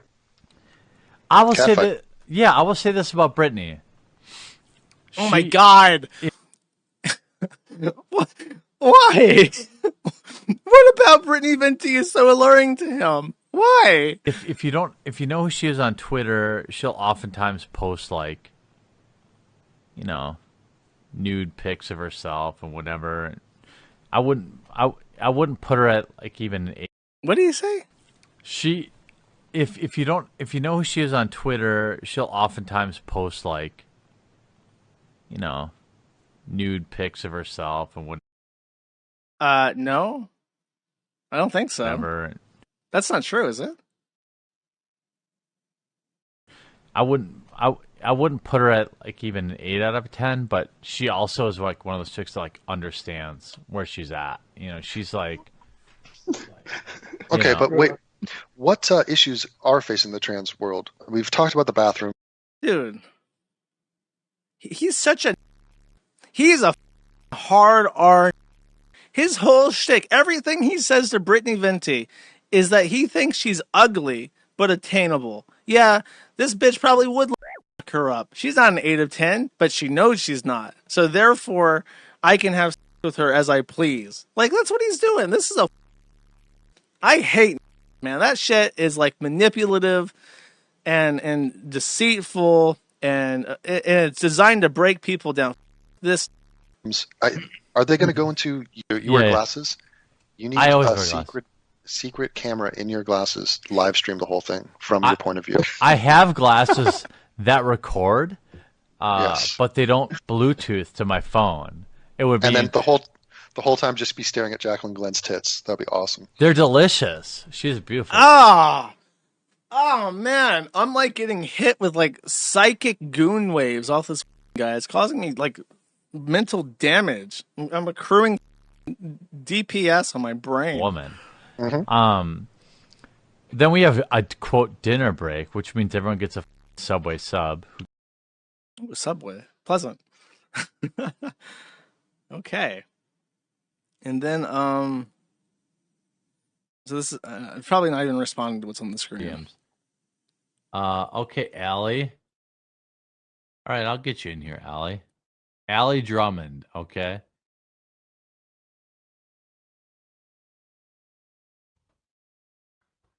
Okay, I'm going to require a cam on for her.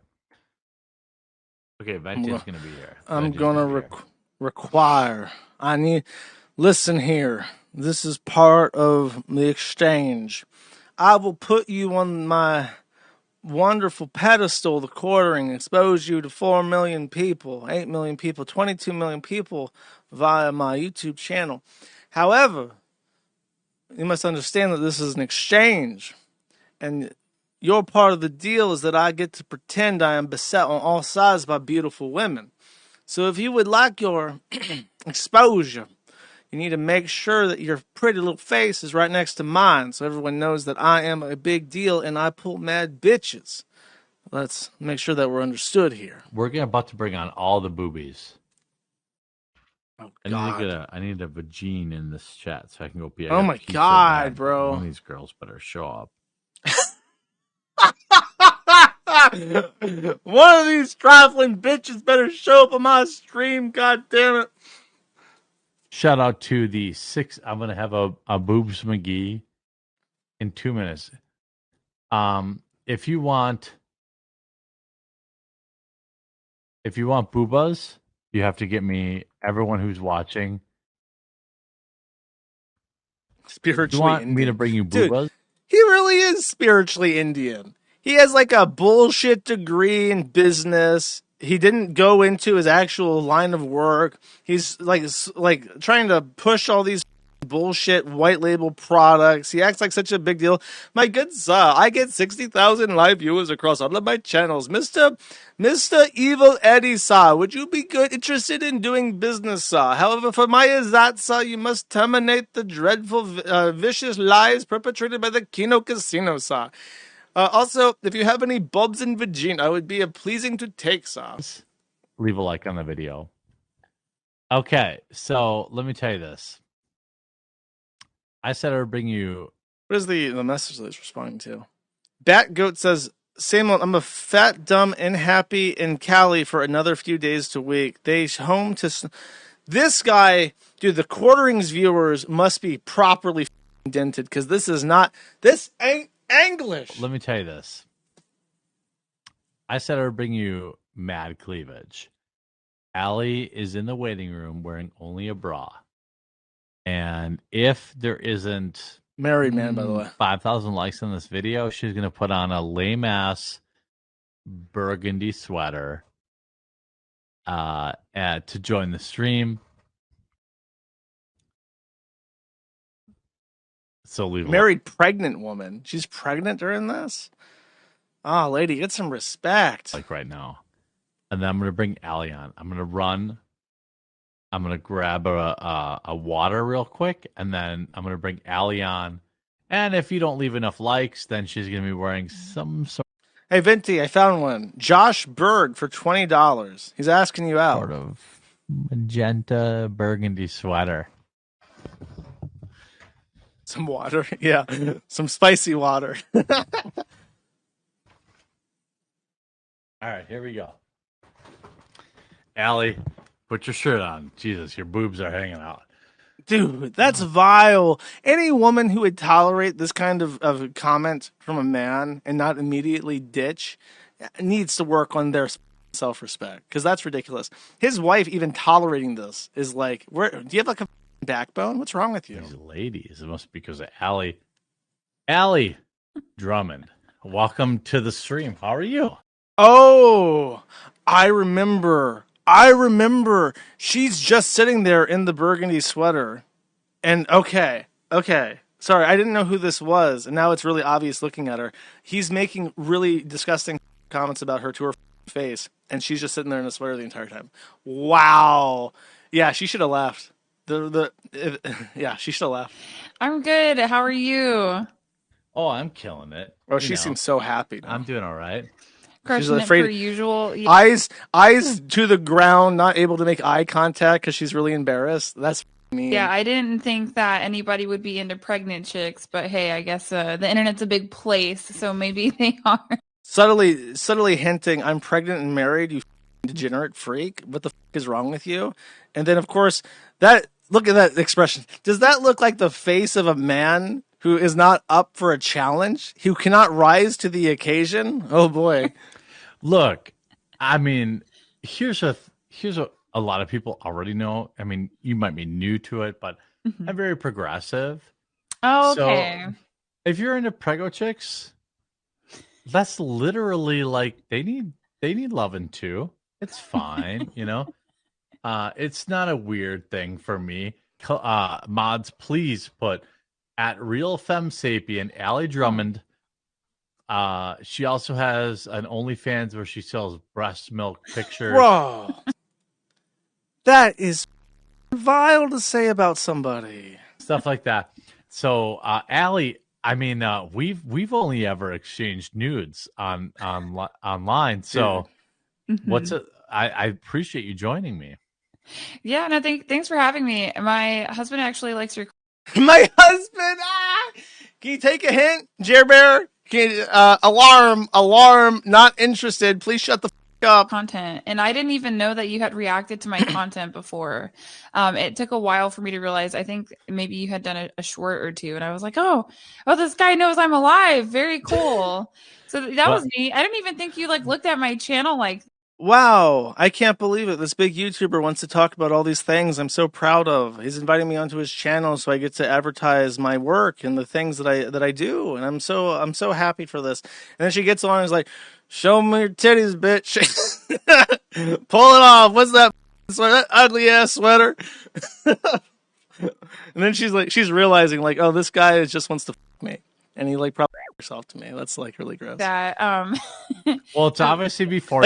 Imagine, honestly, I hate to be posky here, but imagine how demoralizing it is to think that you have an in with somebody because they're interested in what you do and your career, and then you realize, oh, he's just trying to f me, and he doesn't give a single solitary f about any of the shit I want to talk about. You're pregnant. Now that I know you're pregnant, I've moved on. I don't give a shit if you're bursting at the seams pregnant. You need to put out a new video by Monday, okay? Do we agree? By Monday? Oh, yeah. Well, I was probably going to stream tomorrow. No. Oh, dude. He's doing a thing where it's he's giving her an order so that if she'll be like, yes, daddy, of course I'll go do that. And she recognizes this and immediately has to be like, well, I'm streaming anyways that day. so that he can't gratify himself thinking that he caused her to do something. No, don't say that by Monday because I told you. Yeah. I've never seen this clip before, by the way. That's because you told me, and you have way more subscribers than me, so I'm gonna make the video. You got it. Kalia, please link her YouTube channel, and every video she puts up from here out forward is because I told her to. Like I just said, bearing on before you, kind of a big deal to follow, but like even me, who Tim refused to say the quartering, which is obviously my YouTube channel. Subscribe today if you want a big peepee or big boobies. Like he calls me Jeremy Hambly, like my legal name. I mean, you have almost 150,000 subscribers. You're not small boobs, you're dude. Well, I still feel small because you ever meet somebody who has a big YouTube channel and they start acting like they're famous and you're like, never. Wow. I don't kick it with people like that. And I'm on the spectrum too. I'm diagnosed. You ever met Jeremy Hambly, this blowhard piece of shit? Asperger's, so I can say it. Oh, what? But you seem like the very normal. What? Yeah. Shout out Asperger's crew. Let me first so you jumped in. I did. You demanded it. You sent me all sorts of weird nudes. But dude, I don't think you're ready. Dude, he's so gross. Like I'm sorry to keep pausing, but it's like I need like a break. I need like reprieve from this barrage of like psychological abuse I'm being exposed to. I can see you have this weird Greek restaurant background behind you. How dare you? But I have to go and pick up my dog's poop tomorrow morning. Okay. Yes. So no matter how many zillions I make on YouTube, I have to put my dog's poop in my hand and then put it in a garbage bag. Jeremy found his wife on Epstein out. No, I like fully developed gigantic boobs. You're not gonna find that on 12-year-olds. I'm a boob guy. Okay. Dude, she's literally just texting. She's probably like texting her husband, like, don't ever put me on show with this guy ever again. Okay. This is Allie. In private, if we were just hanging out in the champagne room, which we normally would, unless other than you being gigantically pregnant. Oh, thank you. But I would be like, Allie, are you freaking kidding me right now? I'll send Anna the link. Okay. Oh, you want her to come? Okay. I have it for her. I want all women to come, Allie. All the chicks. Finally, I need backup. SOS. I mean, all women, yeah. But I'll send it to her. I have her DMs. I don't even know how she made her way on the right. And the right conservative. I don't know, whatever the heck you want to call it, right? The good, wholesome people. Center right, conservative space or whatever. I don't even know how she ended up over there. Anytime somebody gets canceled. I have to guess. I don't know. Yeah. There are many prominent conservatives who DM'd me and were like, bro, I really want to call her out, but... Or I'll drop them all. My viewers, there's 5,500 people here right now. They wanted to call that lizard chick? Yeah, of course. What do they want to call her for? What for? I'll tell you. Okay. My viewers know that I literally never say shit that I can't back up. So, do I want to ruin these guys' career? Oh. Not really. He's such a trip. They pulled this up because it's so uncomfortable because he's being gross and weird. But let's shift back to the PPP thing. He's always had this mindset.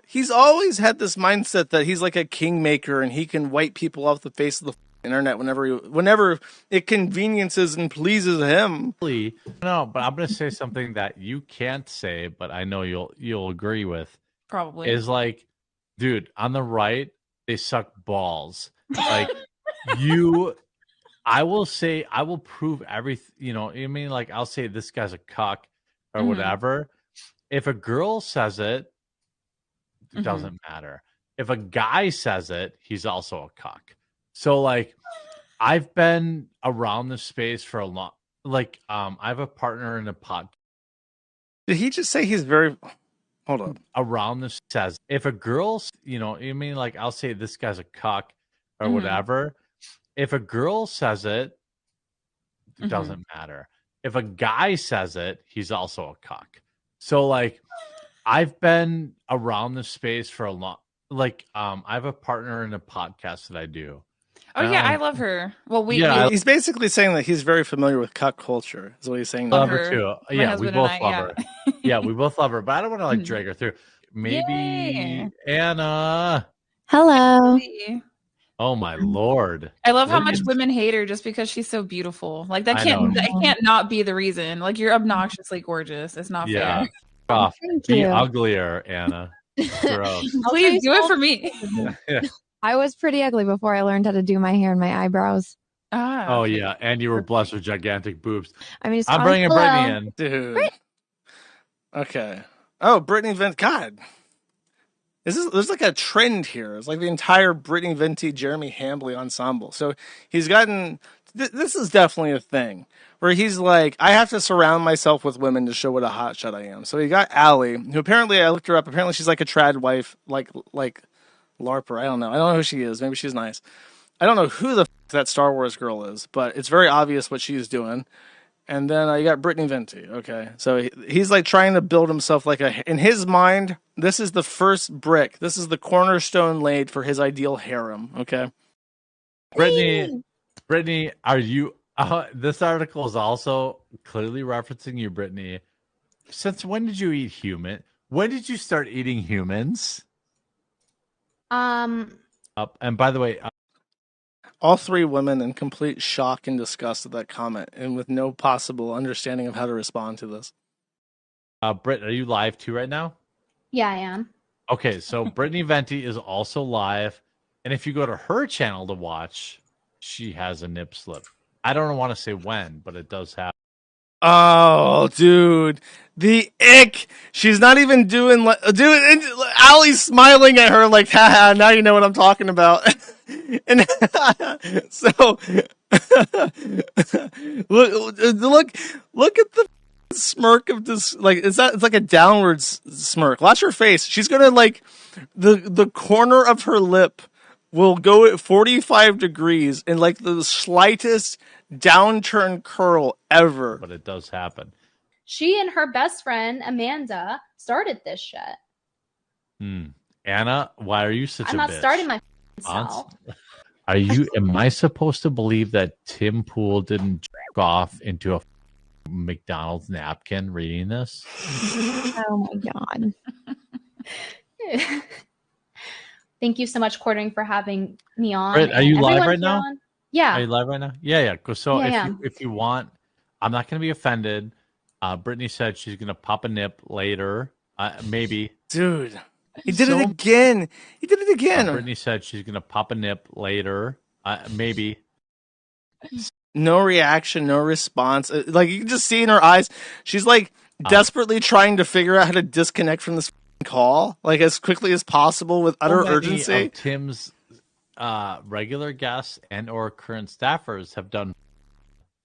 Yeah. That, I mean, like literal. I mean, like it's kind of weird, Allie. Yeah, I know you see, but like, I mean, like between Cassandra, honestly, Jack. Yeah, good for her for leaving. Like, that's the correct move. I have no idea why either of these women subjected themselves to this. Like, especially after she left, like that should have set the stage. Like, okay, it's time to go. Like, this is ridiculous. Murphy, Eliza Blue. Like, is that a requirement for like? I mean, I haven't done any that I've known about, but I've been on the show. So, like, is that? He seems to have people around him that have done. This is such an either utter porn humiliation. Or cheated on their husbands to have the beanie weenie. I would literally kill myself. If I had a stream like this, that's it. I'm gone. You'll never know. Did he move back to Serbia? Did he change his name? Did he kill himself? Nobody would ever know. And like, it's a little sus. I think you're probably going live, girl, right? You're going live. Yeah, in a little bit. Yeah. Yeah, so go watch her channel if you're interested in hot takes from a cool young lady. Oh, well, and you know, she's like deep into Star Wars lore and all the lore of shit. She's so much smarter than me. He's so drunk. He's having to close his eye to see his screen. It's so. So, Well, thank you know, as I wrap it up, don't ruin it. Let me just, Don't interrupt me. Do it again. He's doing the creepy thing where it's like, don't interrupt me. I'm doing your tag. Don't interrupt me. It's just also, it shows you how he does the thing where it's like he tries to be nice, like I'm shilling your channel, while also being rude at the same time. But yeah, Anna's a good girl, and she always creepy. A good girl. She doesn't interrupt me. She's a good girl. You know, she's a ride or die kind of person, so that kind of matters. Dude, her poker face, man. She could go into world poker. Look at that shit. You have no idea what's going on in that face. It's not a single positive thought, I'm sure. But if you are a schmuck like Jeremy Hambly, you can't read that face. To me, so thank you for coming on, Anna. And I hope a bunch of people check out your stream after I'm done. She may or may not post feet. You probably have to super chat. I don't know. No, $2,000. Free because they're no. $2,000 or $3,000, and then maybe see. So yeah, you can see my semi-web toes. They're gross. Mhm. I hope that he can't like even elicit a reaction from them unless he's like making promises like that. And then she dips. And then there was one, and honestly, she should be gone by now poop too. that baby out. Ew, bro. How do you? With minimal rippage, Mm-hmm. and Bro, I can't get a second in. I'm taking psychic damage. I'm about to pass out. My HP bar is very low at this moment. You know, if you want to follow Allie, and I'm going to read all the super chats after I release Allie, because she works. For me. She's one of my many. I release, dude. The more of the power trip language. Dames in my stable. So, Yeah, I'm not Allie, really- I put on 7 videos a day. All right. Yeah, I know, I You know. know, yeah. Put your boobs on the table, okay? Bro, it's that, you know how when you play Pokemon and your Pokemon has really low HP and you hear that doo doo doo doo doo doo. That's my mind right now. Doo doo doo doo. Thanks for coming. Poop your baby out. I assume they come out of the butt because I'm a man and I've never seen it happen.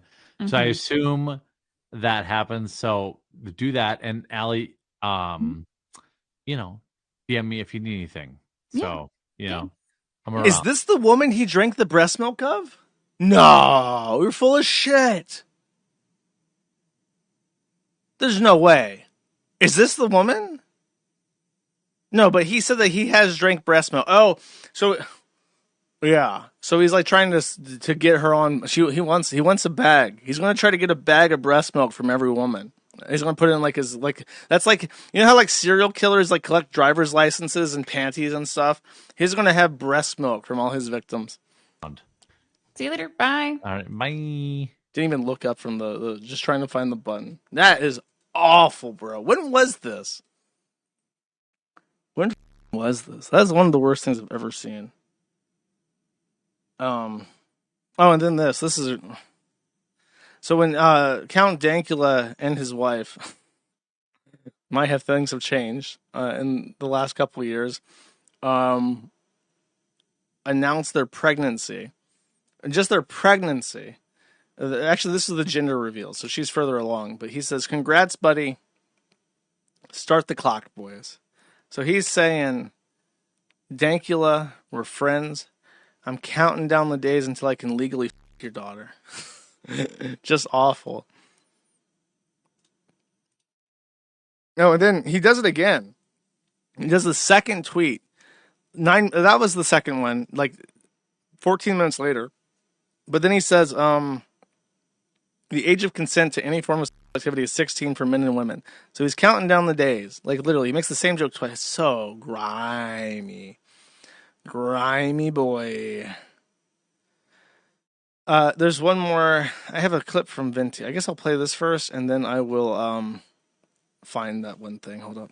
back in 2021. Now, I don't remember if I knew he was married at this time or whatever when he said this. He said that, I'll probably cover this later today, but can you let me know if Jess is single? So Jessica is my friend. She was, there was this whole thing with like Rob Breslau. He was trying to use his connection. He kind of pulled a quartering. He dangled the job in front of my friend Jessica's face and was like, get me a date with Brittany and I'll get you this job. I'll get you this connection. I exposed him for that.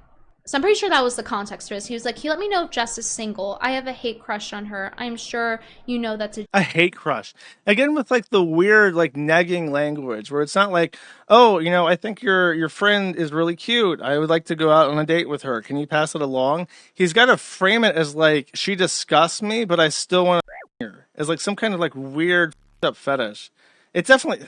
He's definitely into like power and control type shit. He comes across as like masochistic at this point. Joke, but I'm compelled to say it. I think from thus far, from what we've seen, it's not been a joke. So this has been going on for a long time.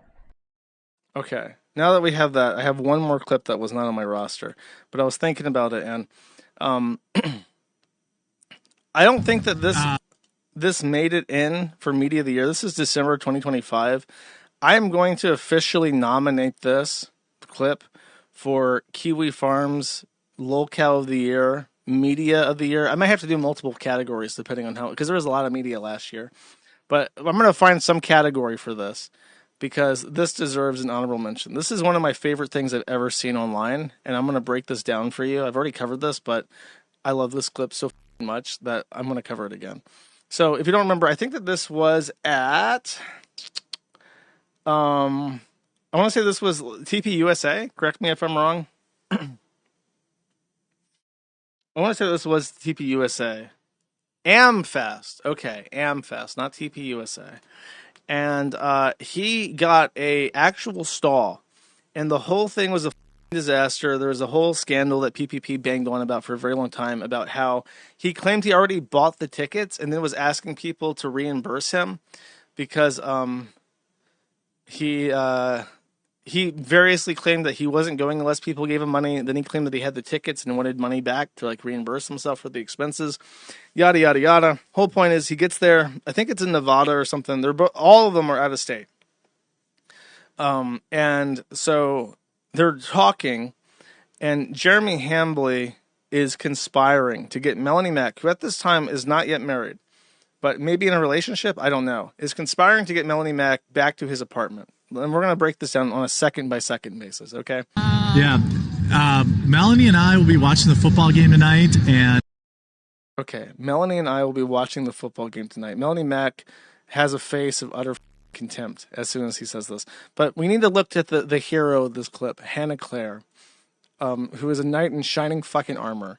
Watch her face as soon as he says that, literally within a fraction of a second. Night, and her mouth opens, and she like gasps. She gasps hearing that, and look at that face. That's not a fair. Like she's gonna say, "Oh," but look, that's not a happy face. She's concerned. That message was not delivered to her. You would think her friend and coworker Melony Mac would indicate to her if the boss was going to be spending some alone time with her after the thing. And so she looks at Melony Mac after this and asks for some information. Is this true? Hannah Claire will... Eye contact. Immediately, within seconds. It's like a dial-up modem. The handshake is initiating, and we're about to deliver message at approximately 3 kilobits per second, okay? We'll probably be going somewhere. If you blinked, you missed it. Be going somewhere family orientated. I can't watch football with you guys. Now, Melony Mac has delivered her message to Hannah Claire, and Hannah Claire is booting up the response package, helpgf.exe. Her response package is to immediately interject herself into the conversation, which she does, or interject herself into the plan so that Melony Mac is not alone with Hambly, who gives off dangerous vibes here. Yeah, I would love that. Oh, yeah. Melony Mac accepts.